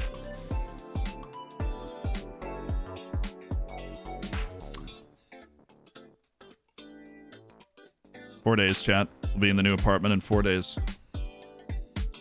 Working on new setups and the like. Does everybody know if they can help me with a face pack on Mac? I've done everything needed and did all the steps. Would love it. I would recommend joining the Discord and seeing if somebody has had a similar problem to the one that you're having with the face pack. The issue is there are so many things that are going on when the face pack is like applying. There are a lot of things that can go wrong. So it's pretty hard to just be like, to read that sentence and go, oh, I know what's going on.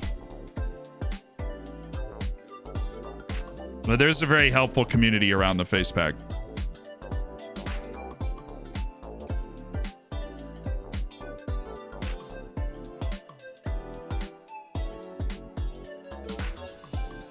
I disagree with not needing Anthony. We need a winger desperately, but the price is mental. There are ways to solve I mean, what happened to the not stupid philosophy that United had of, gee, I don't think we can get a reasonably priced kid that's going to be able to solve this problem long term. Let's get, like, obviously Perisic already moved to Tottenham, but somebody like that to play there for a few seasons so that we can keep up the standard while not wasting $100 million.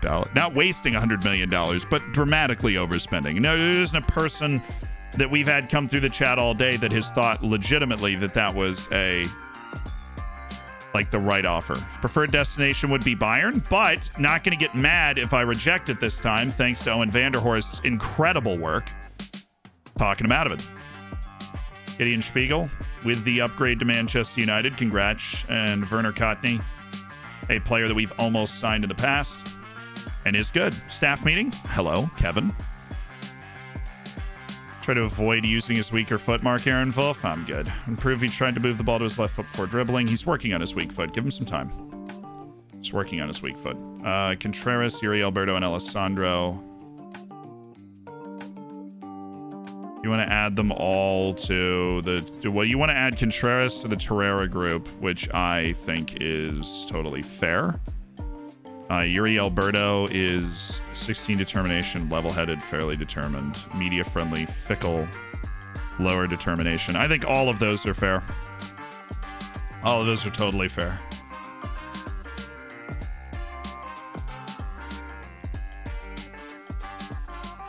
Recommend downgrading Xander Henneman from star player to regular starter. I don't think he would go for it. Roman Devletchin probably wouldn't.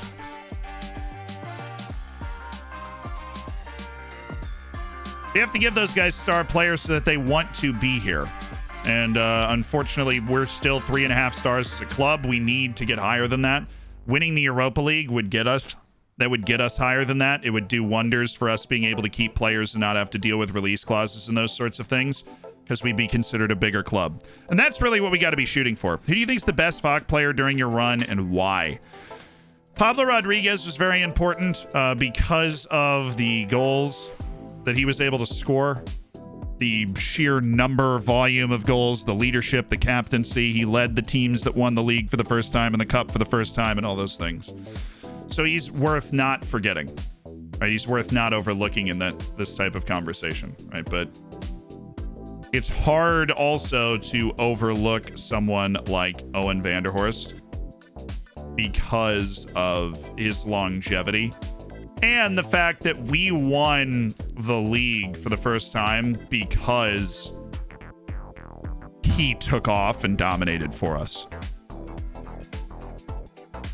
No one's saying Anthony isn't good. Also true. Somebody said the price was 3 times what he's worth, and I said, look, if they were like, we're paying 50 to 60 million for Anthony, I'd be like, okay. All right, like, am I over the moon about the deal if I'm a United fan? I don't know. It's 60 million. But at least you're sitting there and you're like, all right, you know, we're trying. Not a bad get. Guy's got potential. We'll see if he can make the step up, right? But it's clear that technically he has the quality. It's one of Ten Hag's top targets all summer, and we could have gotten 50 million at the start of the window. Glazers didn't want to spend the money, but as soon as we lose 2 games and someone wants to buy the club, it made him panic, and now we're spending stupid money. Yep. Casemiro was a panic buy. I mean, Real was like, yeah, well, we've already got our midfield set, so our midfield set for the future, forever. So you might, maybe we can find somebody to take Casemiro's wage as we build towards the future. Why is somebody else here? I just brought this guy to Europe. How is somebody else already on him? This is ridiculous. I just brought him here. I want a 4-year deal, Han, and we will develop you. Aaron Wan-Bissaka to Saudi Arabia. It's just fantastic. I keep getting ad breaks. Is this because my bacon ran out? Yes, there are only 3 minutes of ads on Twitch per hour. I've actually looked this up recently. So it's 3 minutes on Twitch per hour, and that is the minimum that we are allowed to have to prevent you from getting pre-rolls when you join the stream. So the way I've set it up on the ad thing is 3 minutes of ads per hour is the minimum for where you can join the stream without a pre-roll ad being there. And the pre-roll ad is, to me, the most annoying thing. That's when you click on the stream and you just get hit with an ad, like right at the, you know, you get like 3 ads, right? You know, you can't even watch the stream. But yeah, if you're not subscribed, then you do. If you're subscribed, I also have it set up so that you don't see any ads. If you're subscribed, that's another one of the options in there. But if you're not, then yeah, there are 3 minutes of ads to save you from pre-rolls. And they'll just run ads randomly too if you don't set it up. So I'm like, I'll just set it up and we'll do the 3 minutes here and then no pre-rolls, and that's fine.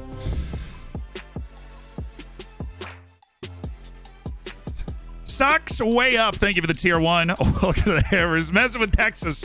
Thank you for the 10 months. Thank you for the Prime. Thank you for spending Jeff Bezos' money. That's what I'm freaking talking about. It's always freaking Audible, which I already have. I wish you could tick that. You know, thank you for explaining. I do appreciate it. I'll be resubbed in the 6th. And look, no rush. I appreciate everybody that's here. If you're able to subscribe, you want the emotes, you want to be in the subsection of the Discord, all that stuff, that's great. And I really do love that. But yeah, never feel like you have to subscribe to be an important part of the community, to be able to hang out in the main part of the Discord or whatever. What pays more ads or subs by a mile, dude?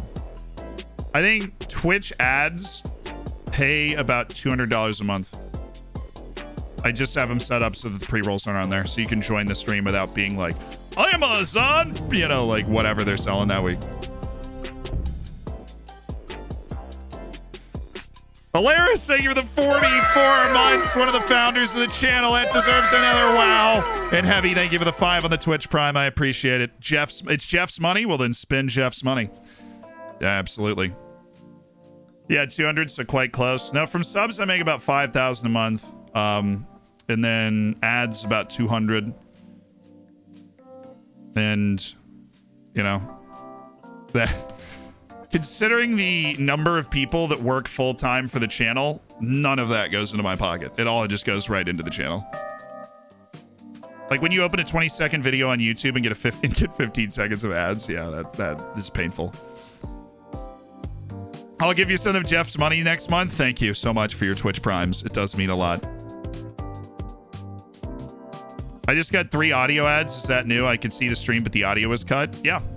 I don't know if that's new, honestly. This is something like I figured it out fairly recently to try and make the experience better because I realized the ads were just playing randomly on my stream. I was like, let me organize this. So they're like evenly spaced. I think it's like every 20 minutes, there's like 1 minute of ads, right? And it's very evenly spaced and there's no pre-rolls. So that's how we've set it up. And that's the minimum to avoid the pre-roll, as we've talked about. Turkish Snappy. What's up? Welcome to the stream. YouTube's somewhat better because there's ad cooldowns. You can video hop. Yeah, true. I actually didn't know that's exactly how they did it, but the more I think about it, that makes complete sense that you would just have ad cooldowns. Jose Luis, Dejan Iliev, Marcel Rondags. How did you get this far in this process without me axing you from the team? That is crazy to me. Philip Shiravi. Look, I've already got a check fullback, and he's better than you. So, and he's better than you, Marco Lasetich. I shout out to Red Star for being able to ask 20 million for a player. That's just impressive. What does he play for? Vittoria Guimaraes just asking 58 to 69 million. They have that kind of pull. That is wild.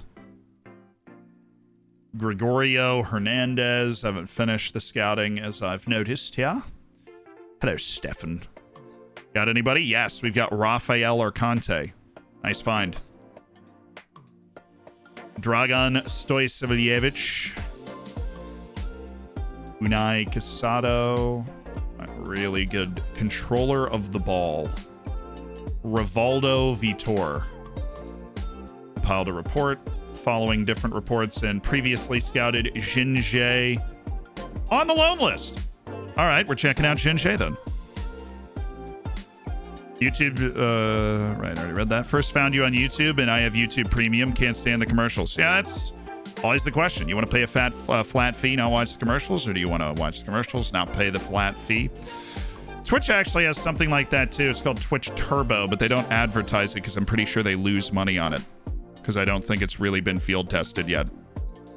So if you don't want to watch ads on Twitch, obviously you can subscribe to the individual channels, or you can get Twitch Turbo, which is like hidden somewhere in your profile. It's been around for over a decade, yes, but it's well hidden, I guarantee you a lot of people here didn't know it existed.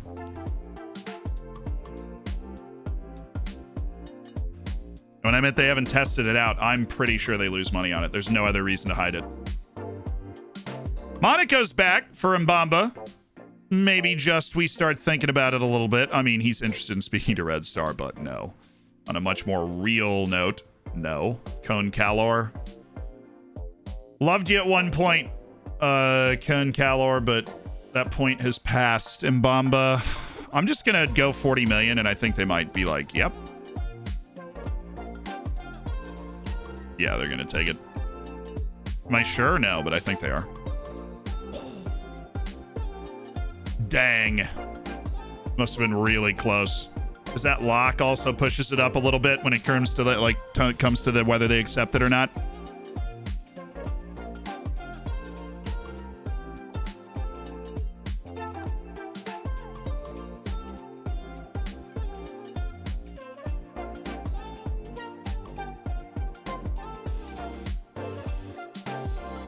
Yeah, see, a lot of people have never heard of Twitch Turbo. I just lost Twitch some money. Dang it. What am I doing? Clement Saju. Oh, at least he's fast. Does he have, like, rounding the keeper or something? He has every runs with the ball trait. Runs down the right, runs with the ball, knocks ball past the opponent. He is an aggressive dude. He is an aggressive dude. Stashevsky. We're still actually getting through the short list. Mladen Radojic. Marcelo Castagna. Only because you can pass, brother. That's the only reason I let you slide. Only because you can pass, brother. Teo Bate? Teo Bate, probably. You're bringing back memories, Theo. Theo Bate. Get out of here. You're baiting me. This guy right here. This guy right here. What is he doing?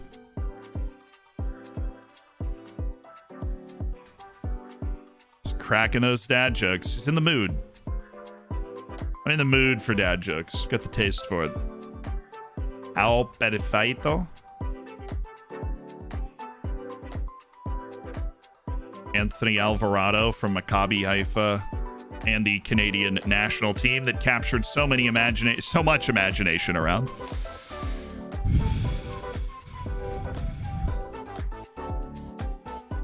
But you gain our respect and loyalty. It's worth more. I promise. Bonkers, thank you for the 10. Whisper, thank you for the 2 months, by the way. I see you. Thank you. What time is it when you see a cow laying in a field? Past your bedtime.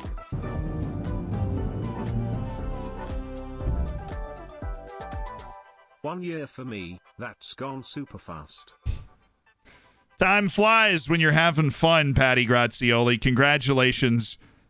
Congratulations on Golden Bacon. You have the status symbol that so many seek through subscriptions. The Golden Bacon. Forever with you, Patty Grazioli.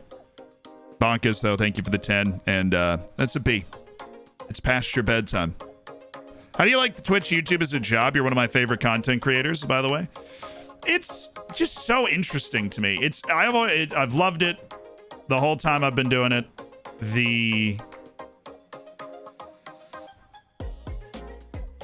challenge is what keeps me going, almost. Like, the challenge is what keeps me going. It's this constant, if you're not moving forward, you're moving backwards sort of thing. Shumin Shin, I'm actually going to track that. He's very strong. But I've really enjoyed being, like, YouTuber, Twitch streaming sort of stuff. I've really enjoyed that. I never imagined it. I saw a poll recently, and this kind of scared me, right? This poll scared me a little bit. Probably scare you guys a little bit. So join me in the terror. And that is that, like, 25% of kids under, I don't remember the threshold, but it was something like 16, want to be a content creator when they grow up. And I'm like, you know, I feel like I was the last person to get over the hump before there was just this wave. Like, right as TikTok was blowing up was when I was blowing up, and they were independent events, right? And I'm just like, that is spooky to me. That's really, I don't know, that's a weird world to live in where everybody's trying to influence everybody else. And I'm not, and I say that, like, I'm not trying to influence people, right? I'm just trying to entertain as many people as possible. It started with, like, I want to help people with Football Manager, and now it's just about being able to entertain as many people as possible and make people's days and those sorts of things. But yeah, when I was a kid, everyone wanted to be a celebrity. Stuff hasn't changed. Social media is a huge difference. Social media is the equivalent of a nuclear bomb to celebrity, right? It is, you can blow up for anything, right? I do have a TikTok. Check it out. I don't post on, I'd probably last posted on it like 2 weeks ago, but when I do, they're bangers. I only post when I have a good idea. Bangers. I don't know. It's like a dystopian future idea, right? Everybody wants to be famous, and then all of a sudden, like, not that everybody wants to be famous. Like, of course, you want to be a movie star when you're growing up, but you know, you're the movie star or like a famous athlete or whatever. But the creator culture is very damaging, I think. It's so much more accessible, right? If you're like, I want to be a movie star, there's a lot of people that can't get over the first hurdle. If you're like, I want to be Charlie D'Amelio or whatever, you can get over the first hurdle, dude. You can get you can start making those videos. You do the exact same friggin' dance, like, you know. But it feels a lot closer. It feels a lot more accessible, and I think that can lead people astray perhaps longer than they should be led astray from what they actually end up doing. Because I think a lot of people want to do something that they don't actually like. I think people look at YouTube and Twitch streaming and TikTok and all that stuff, and they're like, that's what I want to do. But it takes not a certain type of person. All different types of people do this. But it's like every other walk of life, right? Every other thing that you decide to do in your life, right? There's a give and take. There are things that you do, right? I spend a dumb amount of time in this chair, and I never have a vacation. Ever. And I'm okay with that. I am very willing to make that deal, but I think you see a lot of people, even when they blow up and this is all they've ever wanted and they become a content creator, but that's like their deepest desire, and then all of a sudden they just lose it.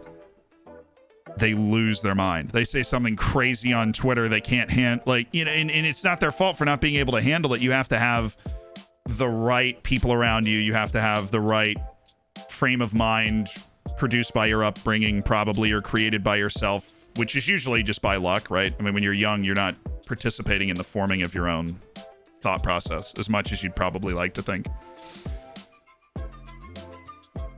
And that, I mean, you see it a lot. People that this all they like went for, and then when it actually happens, it just gets weird, right?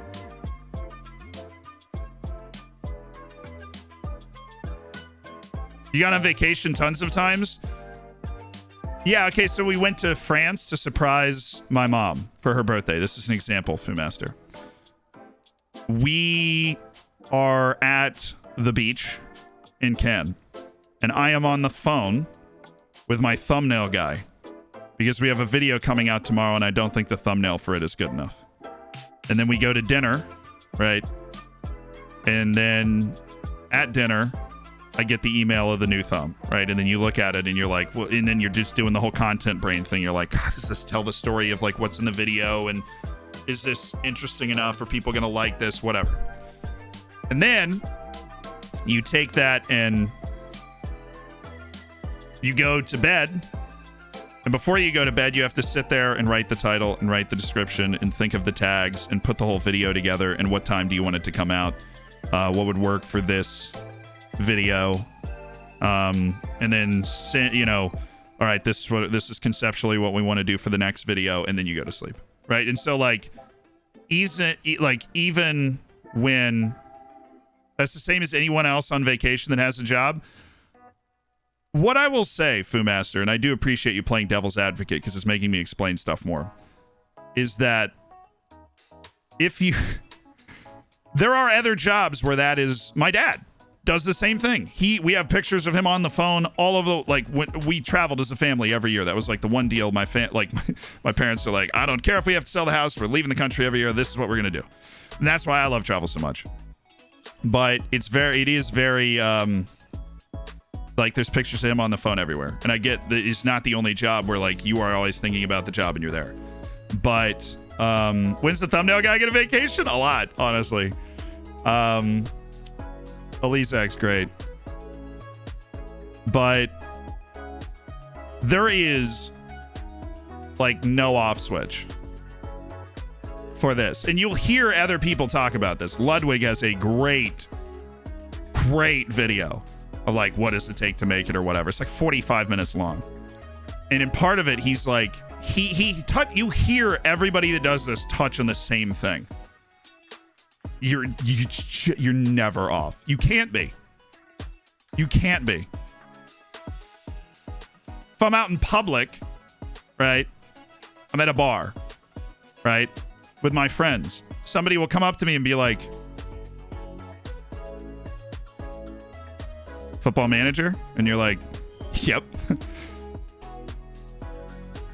You got to be cool. You open your phone, you get dumb notifications. I get like 100 DMs a day. Most of them are Football Manager questions, and I'm sorry, I used to be able to keep up with them. I can't anymore. I cannot answer all the questions anymore. So if you have a question, hit the Reddit, right? And hopefully people will be able to see that.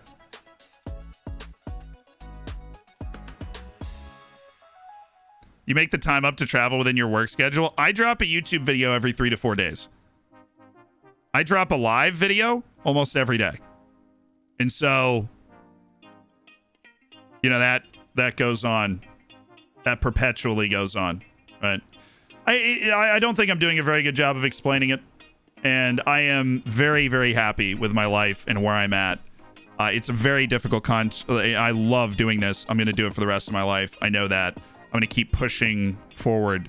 No, what Ludwig's talking about, it's not the filming of the videos. It's not the filming of the videos. It's not the streaming.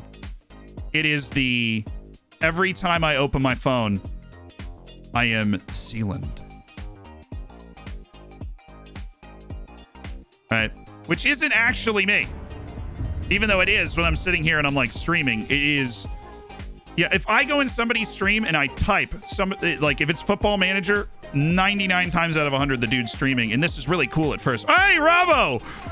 Thank you so much for the 10 gifted. The people will be like, yo, what's up, Silas in the chat? Oh my God, this is so cool. Like, and that is awesome. I love being able to make people's days, but I literally have an alt Twitch account just so I can like hang out in a chat and not have that. Right.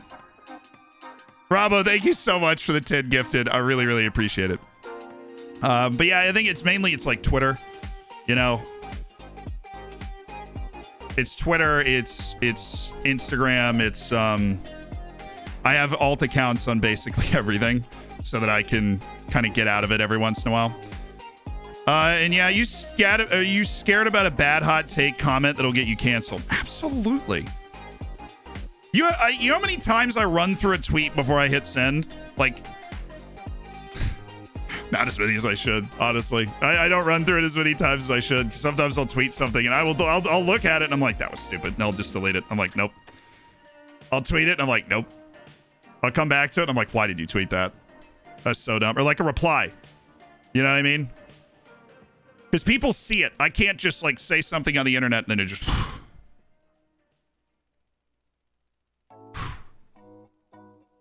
You know what I mean? What's your alt now? I'm like, come on. Come on now. Not telling ya. I should do like Kevin Durant or something. I should comment on my own stuff with an alt. But like, I love the job. It's just a little different in that you are always in some version of managing your brand mode just because of the nature of the thing. Like, I am very authentically who I am, and I say funny things and act crazy, and that is who I am. But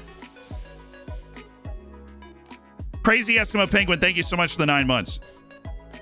It's just it's part of the job, and that's what it is. How much do you feel that social media has impacted on your growth? Do you think it's mostly good Twitch, YouTube content, or do you think Twitter, Insta, Reddit had a big part in it? I don't think Twitter, Insta, or Reddit had a big part in it. But I think that Twitter in particular is very important as a P2P like communication platform. I really, really like Twitter. I think Instagram's generally overblown. I think Instagram is a great way to roughly kind of keep up with my life and just see me. Reddit, I think, is unique in that it's for laughter, but it's also for like fun tips, fun tactics, serious questions about the game. Yeah. Every job has its pros and cons. Exactly. Every job does. And I found the job that I love, and I hope you guys can find the job that you love too. But on the note, I have to start doing apartment stuff in 28 minutes, and I've got to get ready for it, so we actually have to wrap it today. But I wanted to finish. I was supposed to finish the stream 10 minutes ago. I just wanted to... we were supposed to finish the stream 10 minutes ago. I just wanted to keep that conversation going because I was enjoying it, and I felt like you guys deserved to hear the end of the conversation since I started freaking talking about that sort of stuff. Yeah. All right. I'll see you guys tomorrow. Normal stream time. I appreciate you guys, the people that were able to make it today. Let me save it up here. We lost Alley Bay today, but we will survive. We won the one game that we played. I'm checking IL's messages. What are the odds? Excruciatingly low, and they will be. We're going to need to reschedule the mod meetings to a different day. So if you could poll at 6 p.m. for a different day that everybody would be available, please do that. Who are we rating? Who are we rating? Because I am going to be late to this thing that I said I was going to be at 6 for apartment stuff. Football manager. Where are we going? Let's get RDF today. We haven't rated RDF in a while.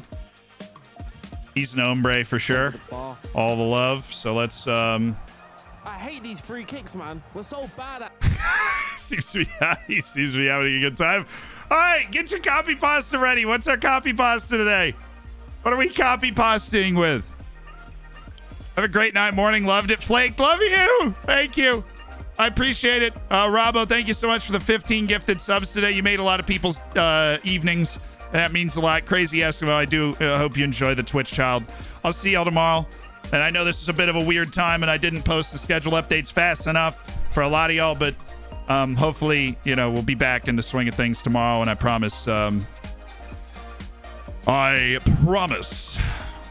we will be starting before 12 tomorrow. I promise. All right.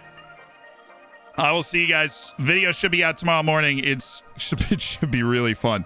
I really enjoyed making this video. See you guys then. Copium. I will start before 12 tomorrow. I will.